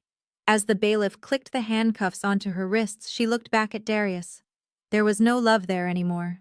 Just the cold, hard realization that she had sold her youth for a ticket on a sinking ship. She was 26 years old, and by the time she walked free, the world would have forgotten her name. Across town, in a break room that smelled of stale fryer grease and industrial cleaner, Emily sat on a plastic crate massaging her swollen feet. Her manicure was gone, replaced by chipped nails and dry skin. Her designer wardrobe had been sold to pay for the divorce lawyer, who hadn't managed to get her a single dime of alimony because Michael was bankrupt too. She adjusted her polyester uniform, the name tag crooked on her chest. She was working the lunch shift at a burger joint 3 miles from the country club she used to belong to. It was the only job she could get with a foreclosure and a bankruptcy on her record. She looked down at the coffee table in the break room. Someone had left a magazine there. It was the latest issue of Forbes. The cover was glossy and bright, and staring back at her, looking powerful and serene in a white suit, was me. The headline read, "The Phoenix of Atlanta, How Aaliyah Davis Turned Tragedy into an Empire." Emily stared at the photo. She traced the line of my jaw with a trembling finger. She remembered the day she called the police on me at the bank. She remembered the day she told me I was trash. A tear leaked out of her eye and fell onto the magazine cover, warping the paper. She wiped it away quickly as her manager shouted for her to get back on the fry station. She stood up, her knees popping, and walked back into the kitchen. She wasn't part of the elite anymore. She was just another person trying to survive the winter she had been warned about. I didn't go to the sentencing. I didn't need to see them in chains to know I had won. I was busy. I was standing in the foyer of the mansion in Buckhead. The same foyer where Darius had tried to strangle me. The same foyer where I had walked out 3 months ago with a microchip in my bra and a war in my heart. The house was empty now. The furniture had been seized and sold at auction to pay off creditors. The art was gone. The rugs were gone. It was just a shell of marble and glass. I had bought it back that morning. The bank was desperate to unload it. The scandal had made the property toxic. No one wanted to live in the house where Darius Vance had built his house of cards. No one except me. I bought it for pennies on the dollar. A fraction of what Darius had claimed it was worth.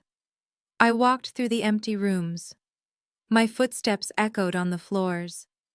I walked into the library where I had found the evidence. The shelves were bare. The safe was open and empty. I walked into the master bedroom where I used to sleep, where Bianca had slept. It felt cold. It felt dead. But I wasn't going to live here. I wouldn't sleep in this room again. I had a crew waiting in the driveway, a team of painters and contractors. "Gut it," I said to the foreman as he walked in behind me. Everything he asked, looking around at the expensive molding and the custom fixtures. Everything I confirmed. Rip out the carpets. Tear down the velvet drapes. Paint over the dark wood. I want it white. All of it. Walls, ceilings, floors. I want this place to shine like a beacon. I wasn't keeping the mansion as a trophy. I was turning it into a fortress for others. It was going to be the headquarters for the Aaliyah Davis Foundation. A sanctuary for women who had been wrongfully convicted. A shelter for women who had been financially abused by powerful men. A place where women like the old me could come to find the resources, the lawyers, and the strength to fight back. Darius had built this house to exclude people. I was going to use it to bring them home.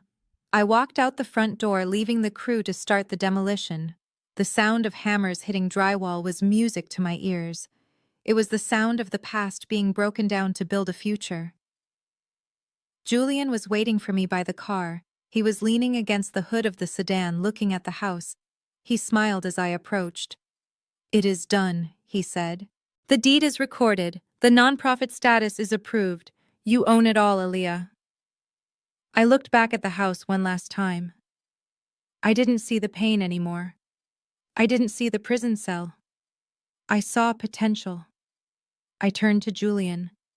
The sun was setting, casting a golden glow over the city that I had conquered. So Julian asked, opening the car door for me. "Darius is in prison.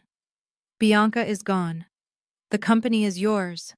The house is yours. You have achieved total ruin for them and total victory for yourself." He paused, looking at me with admiration. "What is next?" I slid into the car, smoothing my skirt. I thought about the question. I thought about the 3 years I had lost. I thought about the woman who had walked out of those prison gates with nothing but a plastic bag and a burning need for justice. That woman was gone. In her place was someone new, someone limitless. I looked at Julian and smiled. It was a genuine smile, one that reached my eyes. "What is next?" I repeated. I leaned back in the seat as the car pulled away, leaving the shadow of the mansion behind me. "Whatever I want, Julian. Absolutely whatever I want." The most profound lesson from Aaliyah's journey is that rock bottom can be the solid foundation upon which you build your empire. Betrayal doesn't have to define your future. It can fuel your transformation. Darius underestimated Aaliyah because he mistook her silence for weakness, but she proved that true power moves quietly. Justice isn't just about watching your enemies fall. It is about rising so high they can no longer reach you. Ultimately, the greatest revenge is not destruction, but the freedom to define your own worth and build a life that no one can take away. If Aaliyah's victory resonated with you, please hit like and subscribe for more empowering stories of resilience.